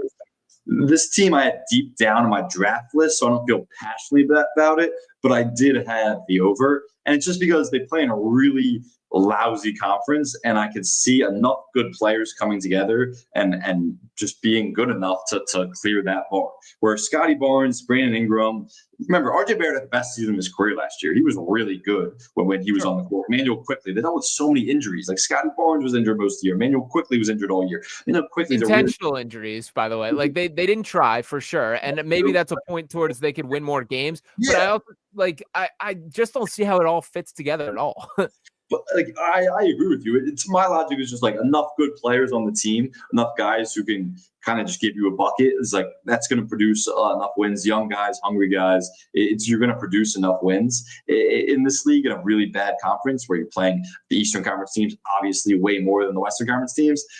And the East stinks. Like there's going to be nights where like nobody likes going up to Toronto. You have to clear. You have to bring a passport, clear customs, all that stuff. Like nobody wants to play there. Imagine going up there for some game in the middle of January, some meaningless game. It's like it's 0 degrees out. You're like, I don't want to play this game right now. And the Raptors can steal wins that way. I think they're good enough to do that, and I think they're going to clear that bar. I could see them being a play-in team this year. Wow, I just don't see it. And maybe like I don't feel strongly about it. Like I won't be surprised if the under hits. Like this isn't a well-constructed team. I don't think they have a future. I don't understand their future plan at all. But for this season, I think they can win a few games. Like, yeah, and I guess I'll put it that way is like, I think that's kind of the ceiling for them is they can maybe be like a low-end playoff team. And I'm not talking about just for this year. Like I'm talking in the foreseeable future. Like I don't see the pathway to them taking like a big step. Maybe they can find some superstar package or something like that. I'm just so confused by this team. I have to double check this, but I'm pretty sure they're a second apron team. At worst, I know they're first apron team. They're second apron? I'm pretty sure, yeah. The fact that an organization where like a best case scenario is a play-in appearance is spending that much and penalizing yourselves potentially by being in the second apron is just mind-boggling. Yeah, I don't get it whatsoever, so I had to get that out there. I'll lock in the Raptors under as my next pick. What do you got next? All right, let's pull up the list here. What do I got? We've cleared a lot. Yeah, we're getting in the weeds now. I got the Nuggets. Okay. We have not overlapped on many at all in terms of what our top ones on the list. This Nuggets team, forget about the playoff stuff. They have the best player in the league, and the best player in the league, who's indisputably the best player. I mean, I don't care what happened in the MVP race last year. It is Jokic. There was a huge gap. Then it's Shea and Luka and everybody else. Jokic is by far the best and most impactful player in the league, and nobody comes close. And the reason why they flamed out in the playoffs in the last couple seasons has nothing to do with him. It has to do with his health. He now is the best team of his career. You get out Michael Nelk Porter, and you bring in Cam Johnson, who's a 39% three-point shooter, who has his head on straight. I believe he's going to be a better playoff performer. But that's not relevant to the regular season. He's going to work with Jokic so much better. You're bringing a backup center, Jonas Valanciunas, where those Jokic minutes aren't going to dip that much when he's out of the game, which has been a big problem for them in the past. You can even play those two guys together because Jokic can operate as a 4 in some lineups because he's that great of a passer. And he's an unbelievable three-point shooter. Shot 41% from 3 last year. This team, I believe, won 50 games last year. And that was a team that they were so disappointed in their season last year. They fired the coach with a few weeks to go in the regular season. And they still won 50 games.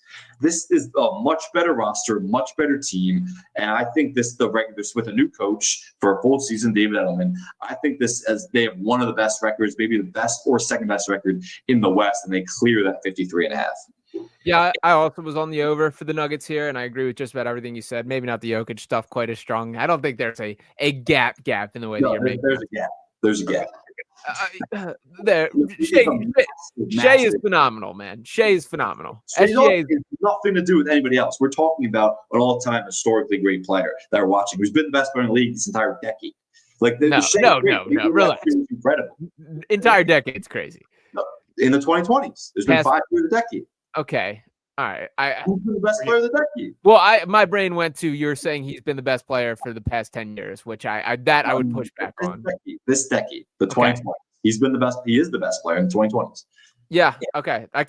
That is fair. I will give you that. I don't think it is this monstrous gap in the way that is made out to be between, like, I think SGA is right there, but you're right. Like, Jokic is incredible. I do think Cam Johnson is going to make an impact. Like, Cam Johnson's a guy who, like, eats, sleeps, breathes basketball in a way that Michael Porter Jr. just doesn't quite, I feel like. And they like talk about like the art of shooting with JJ Redick and stuff like that. Like, talk about pivoting off the right shoulder and the way that he's going from right to left and things like that. Like, there is perfection to his craft that I think is going to show here. And Valanciunas, man, like, I don't think enough people have made a big enough deal about this. You were hit the nail on the head there. Even like, we've seen Jokic fall victim to the same thing we talked plenty about with Joel Embiid here, where the second he steps off the floor, everything falls apart. Valanciunas isn't Nikola Jokic, but he can stylistically play the same way, that you can run through the post for them. And he's just a good basketball player, man. So I'm glad they convinced him to not go overseas right there. I do think the Nuggets are very legitimate championship contenders this year. And I still don't understand what happened with the whole Michael Malone situation. It's still bizarre to me that that's how that ended last season. But yeah, this team's going to be good. I agree with you. They're going to win over 53.5 games and be right there with the contenders. Yeah, there was just so much drama to it, that organization heading into last season, between the beef between Michael Malone and Calvin Booth, and those two guys were just not on the same page, clashing heads. It became a problem for the entire organization, and everybody knew it going into last season. Both the owner makes the right decision of, let's clear house with both these guys. Both these guys are out of this organization. We're starting fresh, and they still won 50 games last year. Remember that. And this is just it's a new season and a new team. And I don't see any way they don't clear 53.5 wins. Yeah, I'm with you there. So we'll keep it moving here. And I'm going to jump into this comment from Presto here, because I'm so glad you asked. Do I think the 76ers are going to even make the playoffs this season? Well, I do, in fact. And I'm going to take them with my next over here. The Philadelphia 76ers, that their over is sitting directly at, as I pull this up here, 42.5 for the Philadelphia 76ers. Obviously a disastrous season last year. I refuse to believe that everything that could go wrong last year can go wrong again. And there's more reason for optimism around the edges. I do believe VJ Edgecombe is going to be an impact player for this team. Defensively, I think he's going to pop pretty much from day one. Let's not forget what an impact player Jared McCain was, the dude that would have been the runaway rookie of the year last year if he did not get injured and suffer that meniscus tear there. We got Tyrese Maxey going back to his all-star trajectory. Paul George, who never got right last year, and Joel Embiid, who guess what, is going to be ready for opening day. That is, like, all signs are pointing to that. I get, like, everyone's hurt from last year, that it was a disastrous season. Then there's no way around that. But if you're looking to beyond last year, the wins for this team, we're talking about 47, 54, 51, 49, 43, 51, 52. When Joel Embiid is somewhat available, this team is going to be a contender. That's my expectation for this year. And I think this team is built to survive the non-Embiid nights in a way that past seasons simply they weren't. I have the over too for those exact reasons. This team got younger and more athletic, and part of that was to be better without Embiid and Paul George on the floor. I think Tyrese Maxey is going to have a much better year playing without Joel Embiid, where he struggled for most of his career. We talk about VJ Edgecombe, Quentin Grimes for a full season, all these guys that they brought in or coming back, I guess.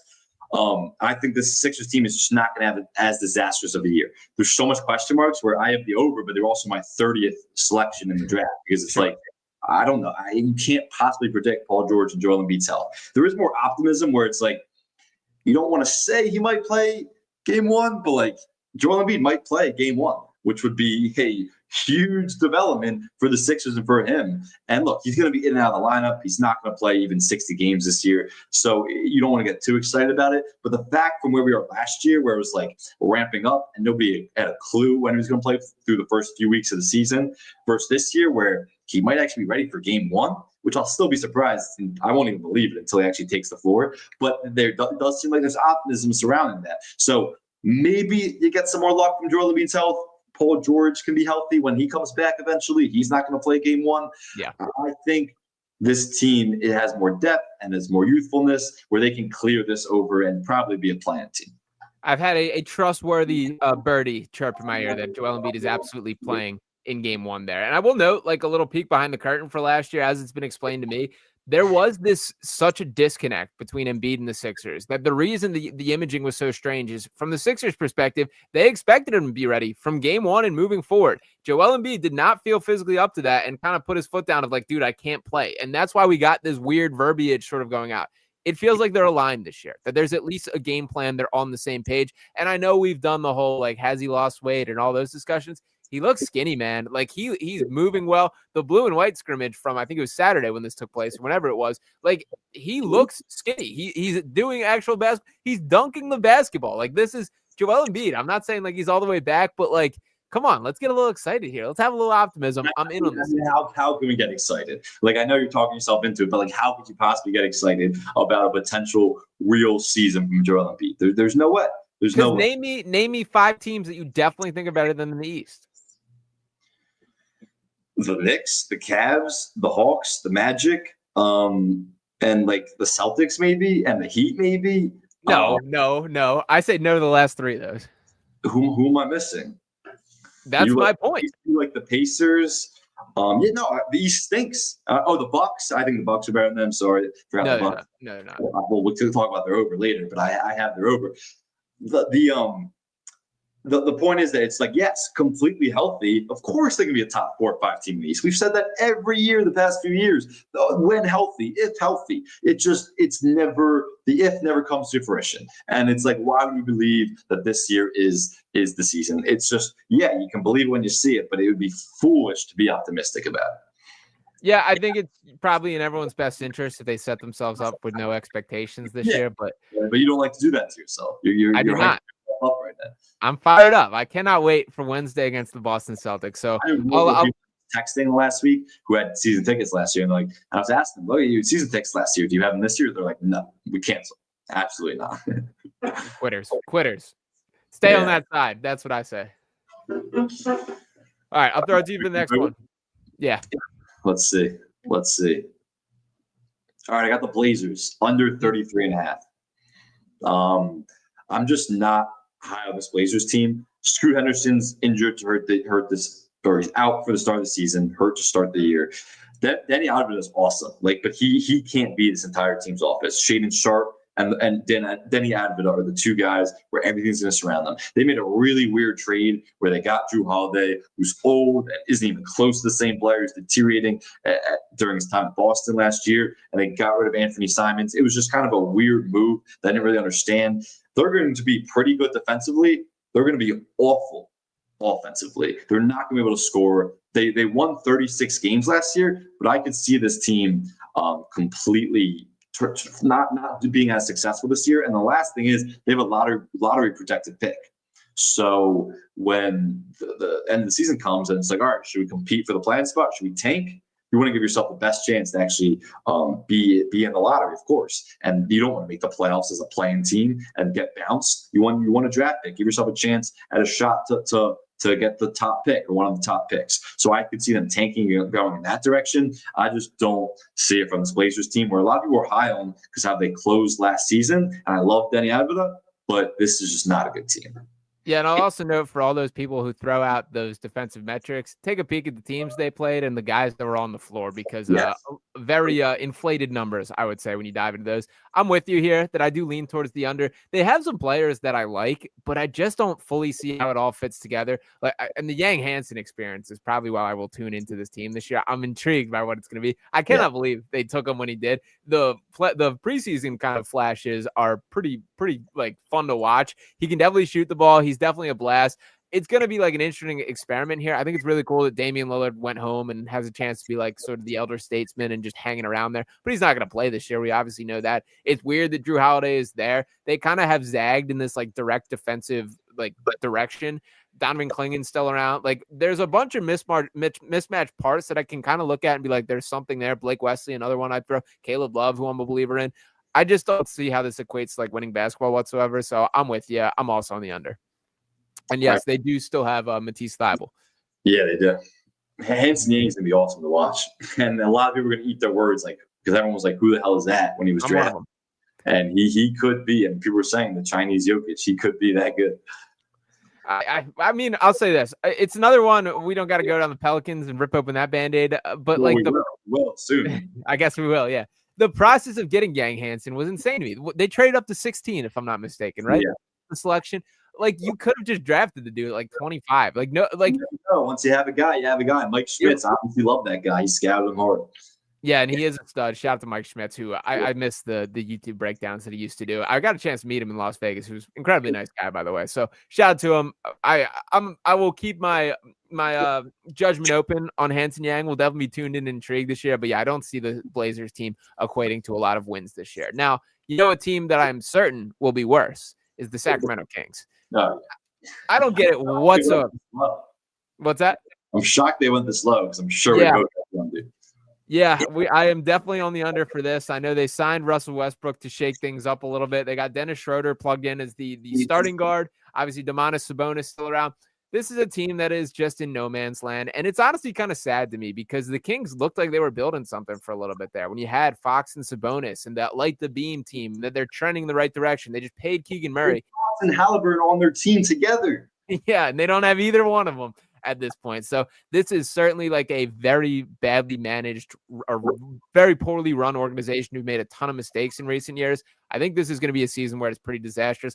I also sneaky think we may be looking down the barrel of a Domantas Sabonis trade request. He was pretty vocal on like his frustrations with the team, which I get from his perspective, but that would be a pretty hilarious market to see take shape there. So I'm completely out on the Kings. They might be like very, very near the top of the lottery this year. It wouldn't shock me whatsoever. Yeah, this team is awful. The roster makes no sense. A lot of guys, they tried to recreate the Bulls with Zach LaVine and DeMar DeRozan together, and those Bulls teams were just beyond middle tier. Worse. Yeah, I was going to say, because it works so well in Chicago, right? Yeah, bottom tier teams. Probably the worst organization in the NBA. Like, is there a worse organization? I mean, you can like some teams, some organizations have been losing a lot, but like I think the Hornets are in the right direction. I think the Wizards are going in the right direction. I really like their front office. There's teams that lose a lot. They're not that incompetent. They have a plan at least. Things just don't always go their way. The Kings have no plan, and this is the worst organization in the NBA. They only have one playoff appearance since 2006. I feel bad for their fans. This is just an awful team, and I'm on their under too. Yeah, we don't got to go too more in depth with that, but yeah, just a perplexing team. I've run through a couple of my teams that just do not make sense to me. They certainly fall in that category. But what direction you go next?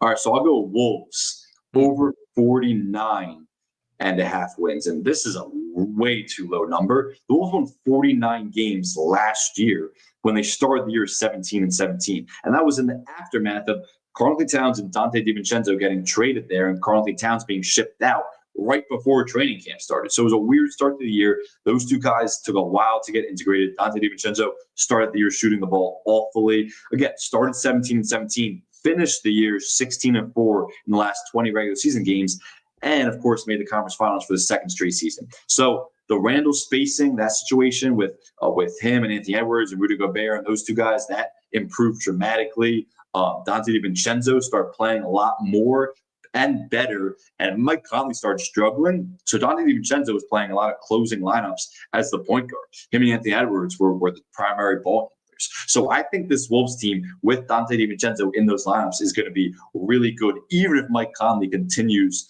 to be not playable in a lot of ways. You're also going to be relying on two young guys, Rob Dillingham and Terrence Shannon Jr. to take a jump. I think both those guys can be really good. And then the final thing is, Anthony Edwards continues to get better every single season.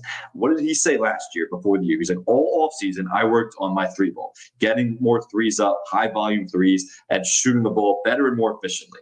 A lot of guys say they work on things in the summer, and then those things never materialize. Anthony Edwards came into last season. He increased his three-point attempts from 6 to 10, and his three-point percentage went from 35 to 39. What did Anthony Edwards say he was working on this past summer? His mid-range, and getting to the mid-range and working on his mid-range shots, the fadeaways, and operating in the midi.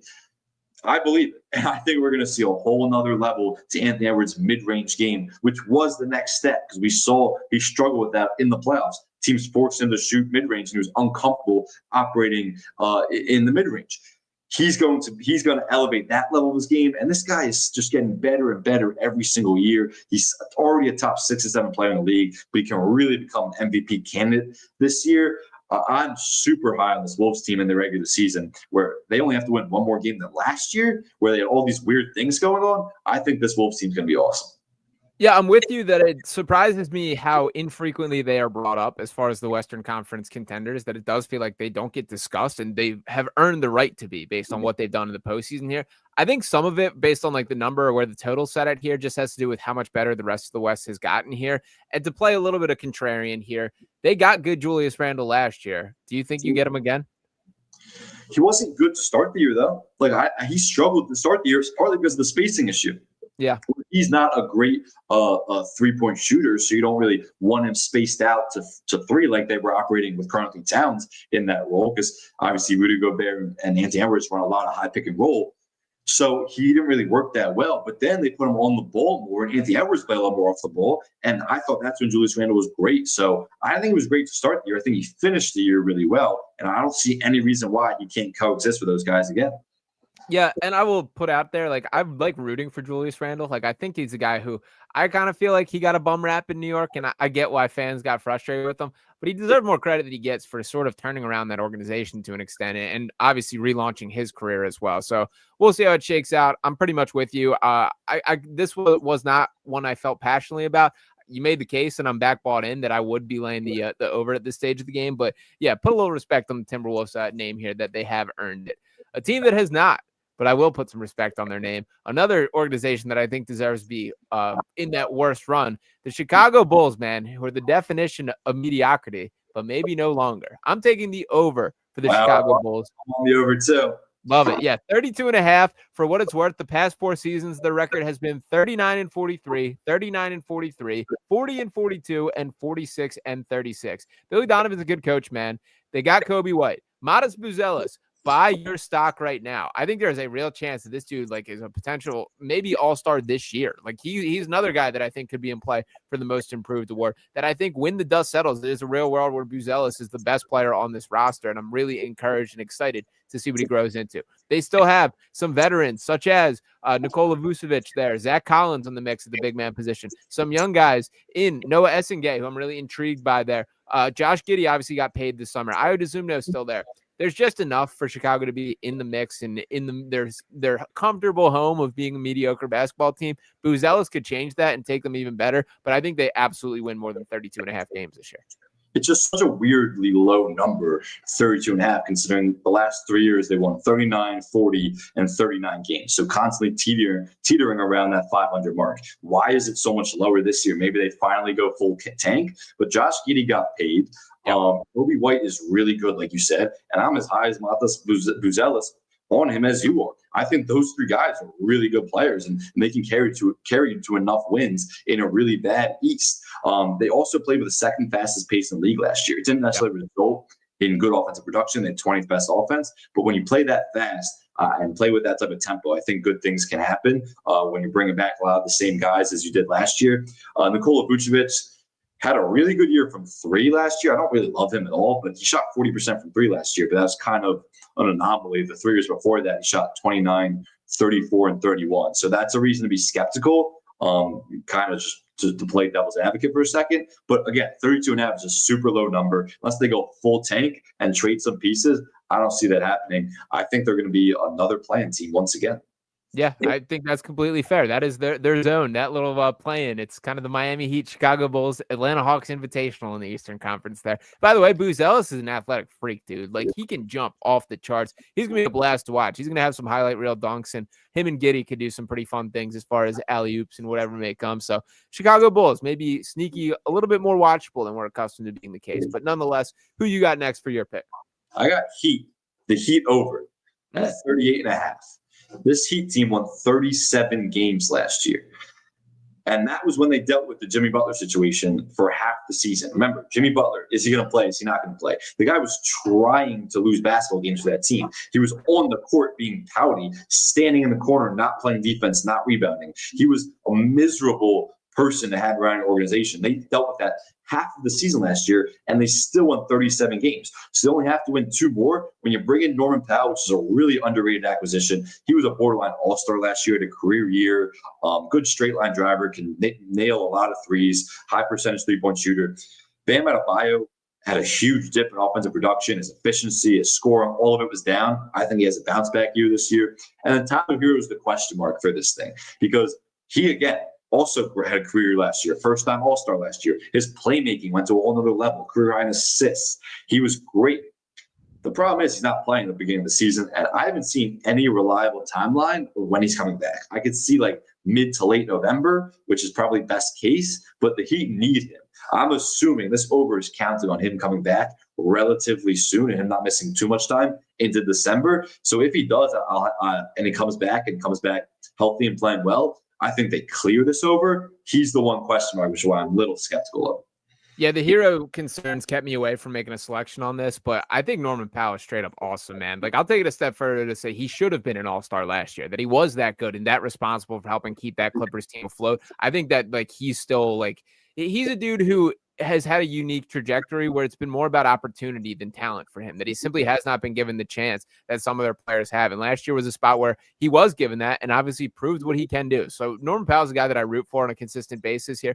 Khalil Ware, I love this comment from Sixers fan 229. I think he could be like a breakout guy this year. He's pretty excellent. And I guess he's the new version of like, he's got a million different players in his head, and you never know what specific play is going to look like. He could look like, JaVale McGee on one play and then, one of the best players in the league on the next one. So he's got some like growing pains to go through. Immaturity has been a bit of like a rep for him throughout his upbringing to this point and his NBA trajectory. But I like Ware as a talent. I do believe in this. But there's just something about Miami, man. They're going to be in that playing mix. They're going to be somewhat relevant. The floor is high. And Nikola Jovic, and like they have good enough supporting cast where, again, like I hate using the term heat culture. It's a cringe term. What they did on their court was weird and ridiculous, but it is a real thing where they get the most out of guys who are maybe fringe rotation players, and those guys are better than that. I think they're going to have good years. Jaime Jaquez struggled last year. I can see him having a bounce back year. The one problem is Norman Powell was great last year without Kawhi Leonard, but that was because he had James Harden setting him up. And James Harden was obviously the one and the primary ball handler on that team. They don't have anyone like that without Tyler Hero. So that's why they need Tyler Hero to come back instantly, because Norman Powell can't be a guy who's bringing the ball to the floor, initiating offense. That's what Tyler Hero's role was on this team. They don't really have a one without Tyler Hero, and I think that could hurt Norman Powell's game. But assuming Hero comes back healthy, this team is going to be great. We could trade him Kyle Lowry. How about that? I don't think anybody wants to play Kyle Lowry right now. We'll spend more time in the Amazon Prime studios. Yeah, very fair there. All love Kyle, but yeah, it's kind of crazy that you're still in the Sixers. I'll transition this to my next selection here. Let's see. I'm going to go a little negative. I'm taking the Cleveland Cavaliers under here. It's set sky high at 56.5. They obviously had a ridiculous regular season. They won 64 games last year. They had two separate 15-game winning streaks during last season. I just don't think that happens again. I'll also note 5 of their first 6 games are against playoff teams. I think there's a world where they trip a little bit coming out of the gates. The fingers start to point a little bit. That Donovan Mitchell stood up there on the postgame last year and said, we could go 82-0, and it really does not matter. I think that may come across in not exactly the way that we're expecting. The Cavs are going to be in the mix. They're going to be one of the better teams in the Eastern Conference. 56.5 feels a little bit lofty to me. I have the over just because they're not going to – I don't see them having an 8-win decrease from last season where they won 64 games. This team is just too talented. They're too deep. As I was doing my NBA prep over the last month, I was just looking through all the rosters and who everyone has, what happened in free agency and trades and everything. And I completely forgot that Lonzo Ball's on this team. Like, Lonzo Ball is a really nice player, and he plays with the type of pace that the Cavs want to. As long as he stays healthy, that's obviously been the big thing in his career. But he is a nice player in this league at this point. So I like that acquisition. He just learned there's water in Cleveland, by the way. Did you catch that? I saw that clip. You learn something new every day, huh? Yeah. I just think this team is too deep and too talented, where 56.5 wins is not that high of a bar to clear for a team that won 64 games last year, where your core is coming back and the East got worse. The other two teams in the mix, Celtics and Pacers, got markedly worse from last year. Those were the two teams competing with the Cavs for those top seeds. So I don't really see any way where this Cavs team goes under. I get the case to the East being weak, but like if we're looking at this Cavs team, once again, they had 2 separate 15-game winning streaks last year, which is insane. And if you're to look before last season, where of course they did win 64 games, they won 48 games, 51 games, 44 games in the 3 seasons prior. I think they fought above their weight class last year and found a way to pull it off. Different coach, different system. Like the way Evan Mobley also took a massive leap forward. Like he's a legit top 15 to 20 player in the league. He's an all-star. No, he's not. No, he's not. He's a top 20 player in the league. 15 to 20 player in the NBA. You can't name 20 players better than Evan Mobley. I absolutely can. Yeah. 15 players better than Evan Mobley. All right, Nikola Jokic, Giannis Antetokounmpo, Luka Doncic, Anthony Edwards, Jalen Brunson, Tyrese Halliburton, Joel Embiid, James Harden, Kawhi Leonard. Let me run down the list here. Kevin Durant still is. That we're at 10 right there. Harden's not better than Evan Mobley right now. James Harden's not better than Evan Mobley right now. Yes, he absolutely is. Let me look at these lists of teams. Was All-NBA guy last year. Shai Gilgeous-Alexander, I forgot. That's 11 right there. We can take Harden off. All-NBA team last year.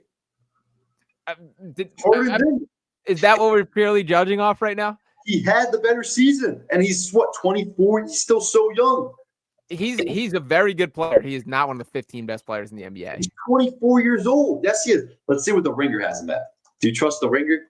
No, because they have Joel at 76 or whatever it is. Okay, but like I can't put Joel on any ranking. It's just impossible. You can't put him at 76. I just wouldn't put him anywhere. All right. I do want to report back to me on what this is. You find Mobley? I'm finding right now. I'm curious what they have. I don't really know a lot of other places that rank the players. Yeah. Let me think of a couple others to throw out here. Is Paolo Banchero better than Evan Mobley? I think yes. Yeah, definitely. Okay. Cade's better. Cade's better. Who else? Wemby's better for sure. Yeah. Tatum's better. Tatum's not in the league this year, but yeah. Yeah. Evan Mobley, they have 16. That's crazy. I don't agree with this, but guys who they have behind them is Devin Booker, Karl-Anthony Towns, Paolo Banchero, Jaylen Brown. See, I put Jaylen Brown and Banchero ahead of him. He's around the top 20 player in the league. That's not like some absurd statement. He made All-NBA. That's a top 15 player in the league last year. Here's what my promise to you, Sam Oshtry, is when we hop back on here on Tuesday, I will have a list of all the players in the NBA better than Evan Mobley. Deal? Okay. Good. Perfect. Do your homework. All right. I will. I'll have my list for next episode. We'll both bring top 20 players in the NBA list. How about that? Okay, that works. Evan Mobley won't be on mine. I can tell you right now. Clearly. Yeah, but all right, we'll keep it moving off that. So Cleveland Cavaliers, I'm going with the under. You disagree. Who's your next selection there? Let's see. Where are we on these rankings? Oh, did we say the Magic yet? We did not. I got the Magic over 51.5. There's not too much we need to harp on. Desmond Bane is an unbelievable addition. He can play the one. He can play off the ball and spot up roles, and Paolo's playing the one. I think Franz Wagner finally takes a leap with his jump shot, which we've been waiting for. That team was so injured last year between Banchero and Franz Wagner and Jalen Suggs, who's seemingly always hurt, and I love him. Just to count. He's a great player, but he's just never healthy. You probably have to count for him to be hurt this year, but they had a really great offseason. This team was one of the best defensive teams in the league last year and the year before, but they haven't had a offense in the top half of the league since Dwight Howard was on the team. Do you know the last year Dwight Howard was on the Magic? 09? Or not 012, but 2012. That was a little early. 2012 was last time Dwight Howard was on the Magic. And they haven't had a top offense in the half of the league since then. So this is finally the year with those guys taking a step, with Desmond Bane, where they're going to have a top 10 to 15 offense. They already have one of the best defense in the league. I just think clearing the number at 51.5 isn't going to be a challenge. They're going to be a top 3 seed in the East. Yeah, I have no problem with any of that side of things there. I love the Desmond Bane addition. I think he's a better player than he gets enough credit for. He might be better than Evan Mobley even, if we're going to slip that in there. Wow, no reaction out of Sam Oshtry on that one. I'm looking at this list again. But I do think he perfectly complements what Paolo Banchero, like the way, and Franz Wagner, how they're going to attack the rim, they're going to kick out them, and he is a caliber of shooter and floor spacer that team desperately needed. They not only were the worst three-point shooting team in the entire NBA last year, they were the worst three-point shooting team in the past 6 seasons. Like, that can't happen there. I think it was even longer than that. I know I've tweeted this stat out a bunch. But yeah, they shot below 30% from the season as a team. That can't happen in today's modern NBA. You're just not going to win games like that, particularly when you run into a team like the Boston Celtics in the opening round of the playoffs. So I think Bane is the solution for what they need. I do think Banchero is only getting better. I do think Wagner, I hope the jump shot finds a way to fix itself. There is a fear of mine that it's just broke, that he's just never going to be a good shooter there. And this is probably a pretty big season for judging that, because there should be more space and all those things. But yeah, I'm not going to fight you. I think the Magic are going to be very much in the mix in the East this year. All right, you want to give your next one? Yeah, my next one, I'll head back down towards the bottom of the table here. I'm taking the Washington Wizards over 20.5 wins. I think there's a little bit of competency to this organization for the first time in a long time here. It feels like they got the right guys running the ship, that they're making decisions that actually make sense to me. They had 18 wins last year, 15 years the season before. They added Chris Middleton. CJ McCollum is just going to be a bit of like a culture setter, a leader, a veteran there. Bilal Coulibaly, I believe in a ton. The athleticism absolutely pops off the charts. Alex Sarr, sort of in a similar caliber, even though I'm not quite as sold on him. They've taken some swings that I like. Guys like Cam Whitmore, Bub Carrington through the Jeff, Malachi Branham, who I really like, and I don't think got a chance with the Spurs there. 20.5 is not a lot of wins. I think the Wizards are just going to creep back to somewhat in the mix this year. They're not going to be good. I don't think they clear it by much, but I do think they surpass that. I had the under, but I don't really have a problem at all with anyone taking the over. To me, it was kind of like they've done a good job accumulating assets. Are they going to flip CJ McCollum? I'm not really sure anyone wants Chris Middleton at this point of his career, so I don't know if they can flip that contract. I think they have a decent amount of young players, but they're going to want to give themselves the best chance at another opportunity at the top pick in this next draft coming up. So it's another tank year. It's just like whenever any time a team is trying to lose games because it's best for the organization, I just don't want to take their overs. So 20.5 is a really low number. They can be a top 3 worst team in the league and still clear that. But I had the under, but I don't really have a problem with it. Yeah, I hear where you're coming from. There's certainly a conversation to be had there. We don't got to stick too much on the Wizards. I believe we have 8 more teams to work with here, Sam. What was your next selection? I got the Pelicans. Love over it. 30.5. Me as well. Really? You have the over? I do. Because you think Derek Queen's going to be an all-star in year 1? No, not very 0% because of that. You want me to make my case for it? This is your selection still, but Zion Williamson, man, like this has to be the season. Throughout his career, Zion Williamson has played 214 of a possible 410 games. In the games where Zion has played, they are above 500. Not as significant a margin as I would expect, 109 and 105. The team went 21-61 last year. Trey Murphy is the real deal. DeJounte Murray can play. Herb Jones is one of the better defenders in the NBA. Jeremiah Fears, I believe in as a rookie there. Jordan Hawkins is good, can shoot the lights out of a basketball. Jordan Poole, who knows what we're getting, but he's at least can be exciting, can make things happen. And Kevon Looney's a guy who I think can like set the standard a little bit there to an extent. So there's just too much talent for 30.5 to be the number there. It's about Zion's health at the end of the day. And like, he's just got to put it together. He's another guy where we're done the same dance over and over, but he does look thinner. He does look in game shape. And the NBA is a better place when that man's on the floor. So I'm rooting for the Pelicans, and I do think they win at least 31 games. Yeah, it's kind of just hoping that Zion stays healthy. And that's where we're at with that. At that point, it's like you can say he looks skinny, everyone's saying he's in good shape. Who really knows? I don't have a lot of confidence in it, but I could feel like one healthy season from Zion coming. And they have really good players around him. Like Trey Murphy and Herb Jones are really good players. Jordan Poole is a good player in this league when he's not jacking a million shots. I know people like to clown him, and he's got this rep as just like a taking awful shot quality and just jacking up shots, but he is a good player in this league. And I think when Zion's really playing the one, they're going to have a lot of points Zion on this team. He's going to be good. Derek Queen is starting the year out hurt, and I've been trying to find out what's that timetable look like. I have not heard from anybody about what his Derek Queen's timetable looks like. It looks like he's not going to start the season healthy. He had surgery in like July, but he's still hurt. It's kind of mysterious what's going on with him. When he's back, though, I think he's going to be an impact player on this team. I really do. And Yves Missy, he's a good center, like Kevon Looney that they got, who's also hurt to start the season. But those are good centers. I think this is just like a quality team that's going to play hard, win a lot of games. Willie Green is coaching for his job. Yeah. He's my number one coach on the hot seat. If they don't have a good year, he's probably out of there. And the last thing is, they don't have their pick next year. Right. Because we know what they did when they traded to the Hawks, where everyone clowned them. Idiotic. Draft night. We debated it. We'll see what happens next year.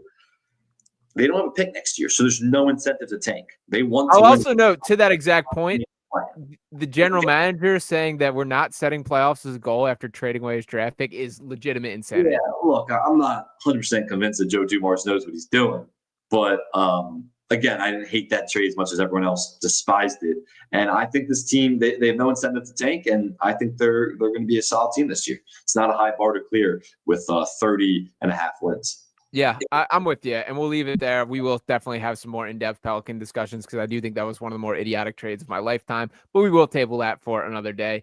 I'm curious your take on this one. The Milwaukee Bucks, 43.5. Give me the under, and give me Giannis is not there by the end of the season. Would be my prediction. I got the over, and I think that no trade happens until next offseason. Summer. I get that case. Here's my thing about the Bucks. Put your finger on Giannis on the roster and read the rest of it, man, because it is not pretty. Giannis is awesome. There's no doubt about it that he's still one of the best players in the NBA, and he can elevate just about any roster around him. But does Bobby Portis do you? Does Kevin Porter Jr. do it for you? Like, does AJ Green do it for you? I just don't get it with this team. And they're bringing in every single Antetokounmpo in existence on this roster to at least try and keep this guy around to an extent. I think that this breakup should have just happened already. And this is kind of like the miserable couple that are still together because neither one of them wants to break up with each other or be the bad guy here. But at the end of the day, I don't think that equates to winning very many basketball games. And even with Giannis, he's going to have to, I'll put it this way, for them to clear that total, he's going to win MVP this year. He's going to have to put up those type of numbers for them to be any bit relevant as a basketball team. I just don't see it. There's so many ways where this can go wrong to me. I mean, 42.5, that's a little above 500. That's not like some huge bar to clear. That 43 wins could still be like the 6th or 7th seed in the East. They got the Antetokounmpo brothers. That's something. Yeah.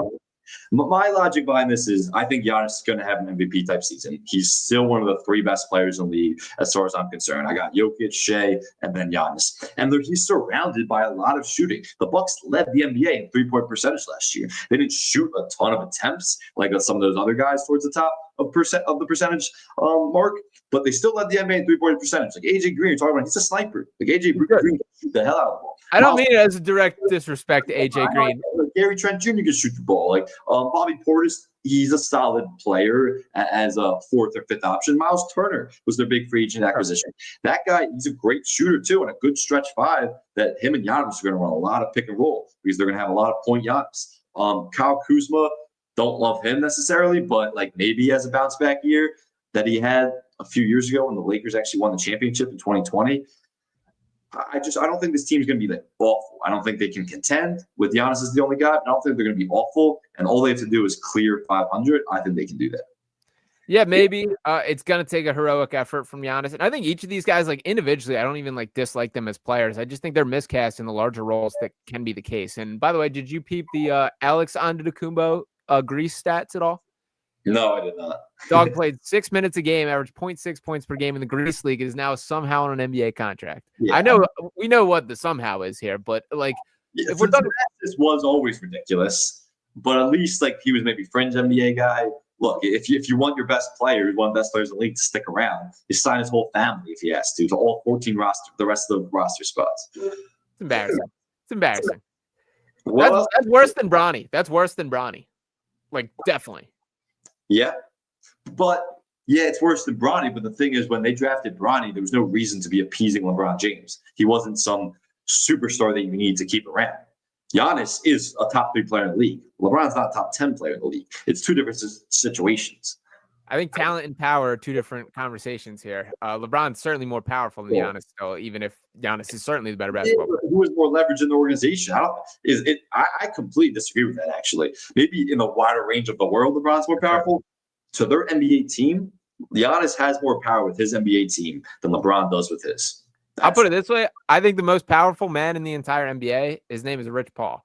And that's LeBron's guy. That is the agent that pulls the strings of this entire league. Yeah, but the Lakers are still playing LeBron James. They weren't going to give him an extension. They're not going to be paying him next year, depending on what he wants to do. So even with all that power, they're still playing on their terms and playing by their book.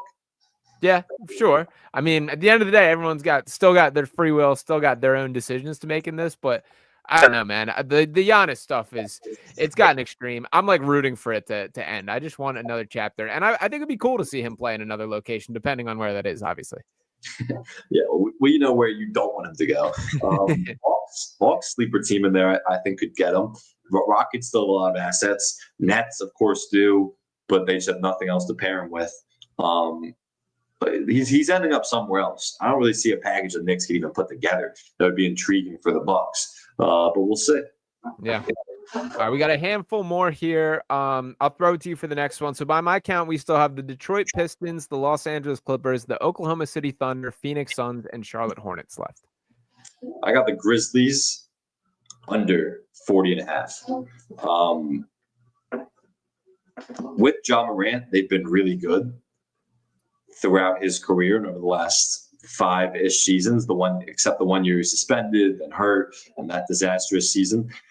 I just don't believe in this team without Desmond Bane. All it is Jaren Jackson and Ja Morant. And Jaren Jackson hasn't had the best health history ever either. They've completely changed their system, their coach. They were the second seed last year, like 2/3 through the season, maybe more like around halfway through the season. And they completely tanked and just had a huge losing streak, and then they fired their coach, and things all obviously hell broke loose from there. They were the 8th seed, and then they got swept by the Thunder in that first round, lost the game by like 50 points. I think Ja Morant's gonna have a good year. I think he's gonna have a bounce back year. The Nets or the Grizzlies went away from pick and roll last year. They ran one of the fewest pick and rolls in the entire league. That's Ja Morant's bread and butter. They're gonna go back to that. They like playing this ball movement, a lot of player movement type of offense, but they're going to go back to Ja Morant running the pick and roll frequently, high ball screens, him coming downhill, because that's when he's at his best, and that's when because he's one of the more explosive players in the league. So I think he's going to have a bounce back year. I just don't see enough on this team. Zach Edey is out for the entire season,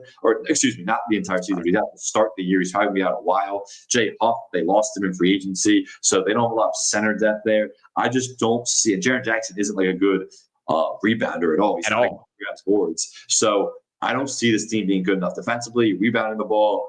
The West is too good this year. Some teams have to go under. So I think the Grizzlies are under 40.5.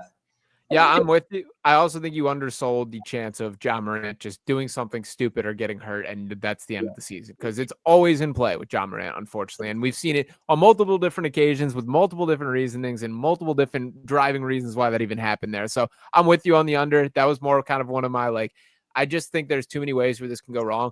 Jaren Jackson Jr., I used to be a huge Triple J guy. I just think he's flawed as a basketball player. You have to be a better rebounder at that size. He is a very good defender. The three-point shot, I want to believe in him, but the rebounding really holds me back with him. So I don't see the vision with the Grizzlies whatsoever. I'm with you. Just keep moving.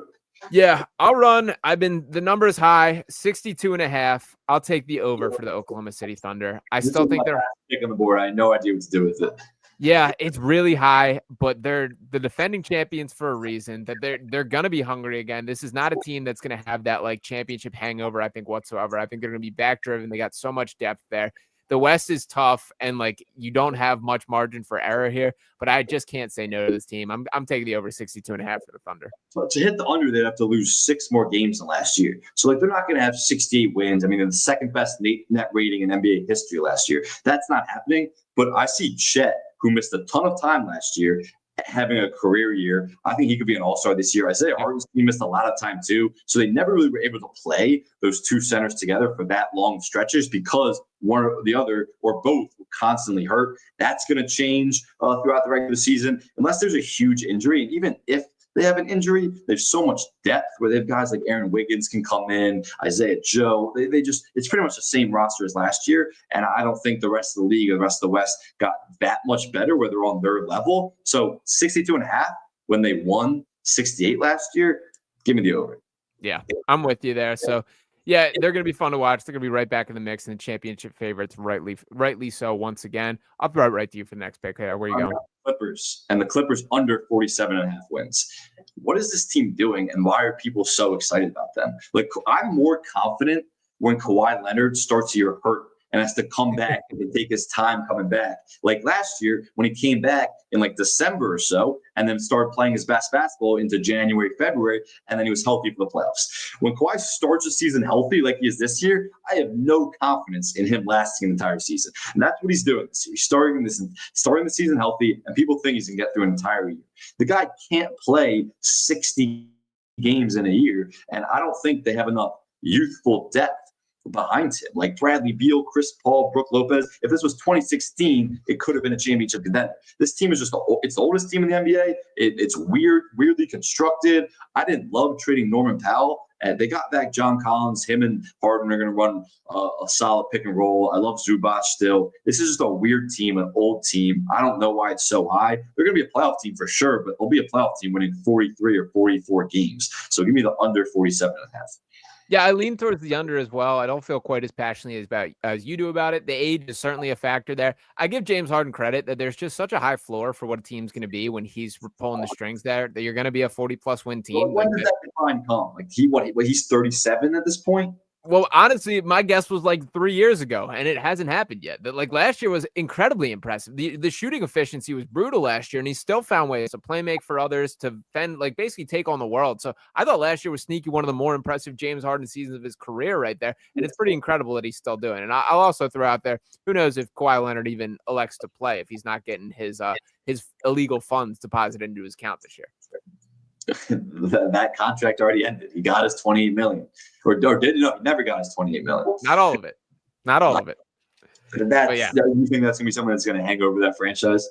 I think it's not going away. I think it's going to be a storyline. If you're a player or coach, or doesn't matter to you. It doesn't affect anything how you're going about your day to day. Yeah, I mean, for most of the team, I think that's true. I don't think. I don't think he cares. Happening to Kawhi, every player and every coach is fine. It doesn't affect how they operate day in and day out. I don't think it's a factor at all for the season.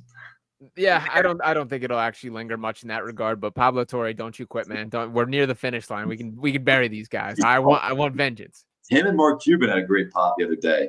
Mark Cuban actually came to the studio. Whenever those two guys sit down, two of the smarter guys you can listen to. So good conversation. Cuban always hits them with like that. No. Like, well, Cuban does have quite a bit of experience so like he's really paying players illegally. And convincing when you hear him talk, and that's why you kind of believe him, and a lot of people do. But then you actually have to sift through the evidence that Pablo Torre presents, and you're like, all right, here's why Cuban's wrong on X, Y, and Z. Yeah, we'll see. I don't think that storyline's going away, nor should it. So, Clippers winning the chip this year. There's no chance that's happening. This team is way too old. Wow, no chance. I don't really see it either. I'm not going to go no chance, though. I'll give them a puncher's chance. I'll throw a little, 1% maybe or something like that. That wouldn't exactly be what I'm rushing to throw a wager on or anything like that. My turn here now, right? Yeah. I'll go to the Detroit Pistons over 46.5. I don't love the number. It's a little bit closer than I would like here.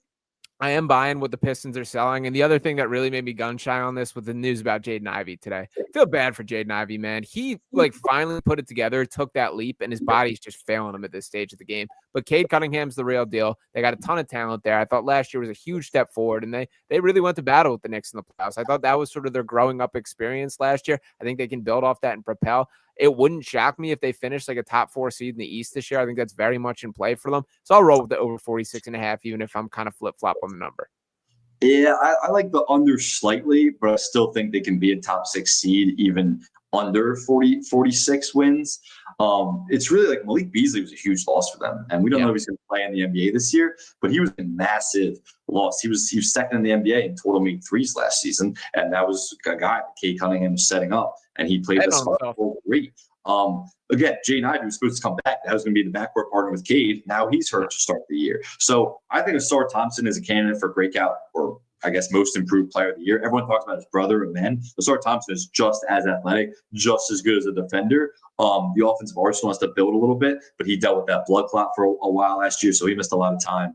I don't love this Pistons team. I don't see them as a contender in the East. They're behind the Hawks, Magic, Cavs, Knicks, Bucks, even to me, and like Sixers. If the Sixers are really healthy, but they're still a good team. This 46.5 is just too high, so I like the under. Yeah, that's kind of where I'm at too. So we're down to the Phoenix Suns and Charlotte Hornets here. Sam Oshtry, which one you want? Phoenix Suns. Those are the last two teams? Yep.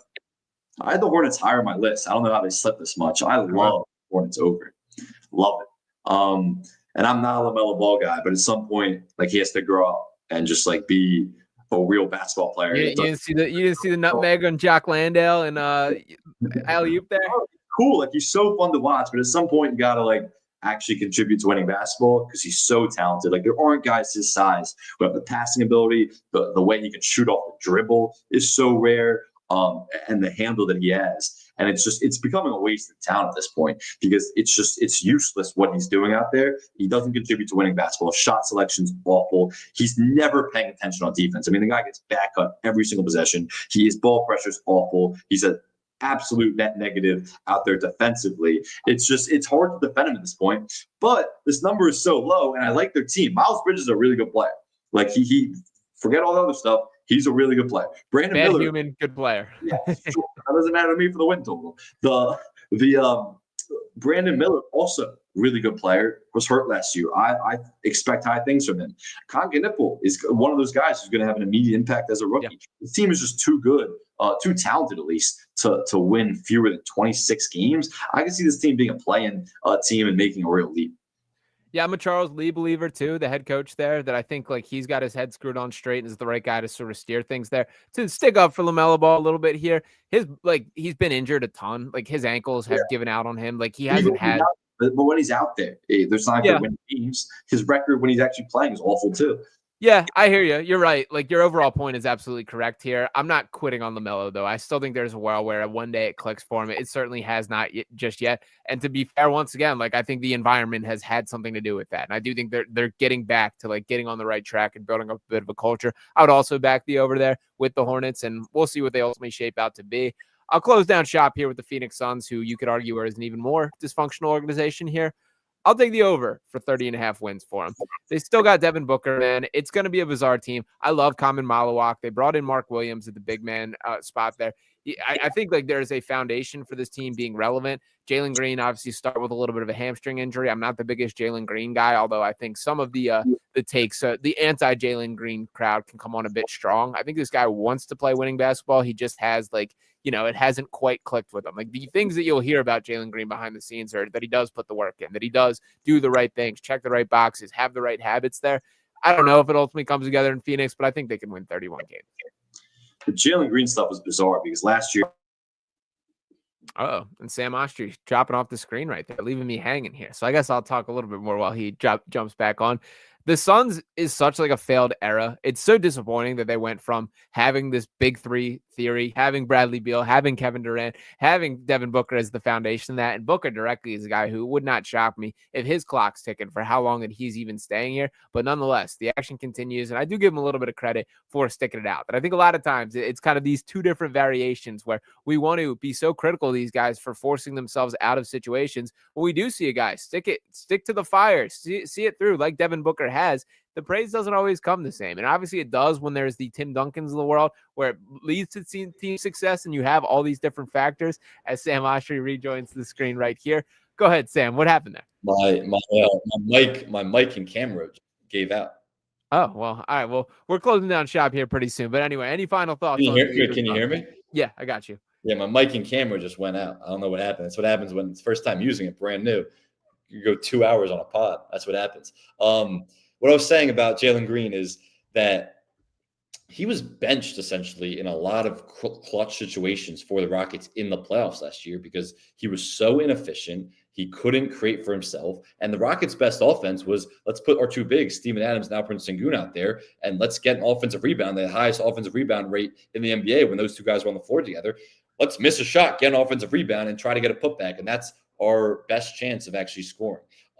So it was kind of bizarre how the situation ended with him, with Jalen Green with the Rockets. Here's the thing, though. He was always asked to play the one or really be the primary shot creator on that Rockets team. Not necessarily one, but the primary shot creator for that team.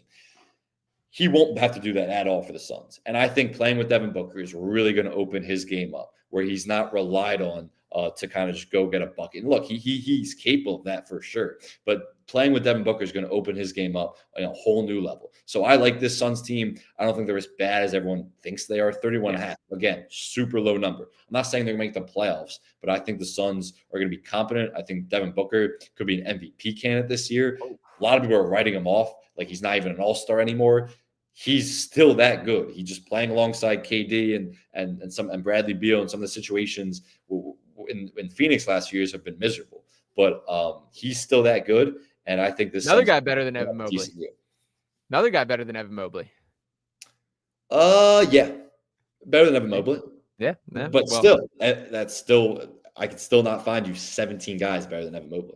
Well, I will have my list for you next time, Sam Oshtry. I promise that. Evan Mobley's a shoo-in top 15 player in the NBA for sure. Yeah, I don't think so. So we're gonna get into that one this next episode here. But we've gone for a full 2 hours. I think that was a fun exercise, sort of going around the league. Before we wrap up, any final thoughts from you? No, that's it. Look, again, every Tuesday, Thursday. This was a long episode. Our episodes will never be this long again, but this was a full NBA preview episode where we wanted to preview every single team, break down every single team, but get involved in the conversation. You can call 856-295-1602 or email us at paceandspaceshow@gmail.com. We'll read your mailbag questions. If you leave good voicemails on that number, we'll play your voicemails for the show. We're going to be live a lot, and follow us, follow the journey.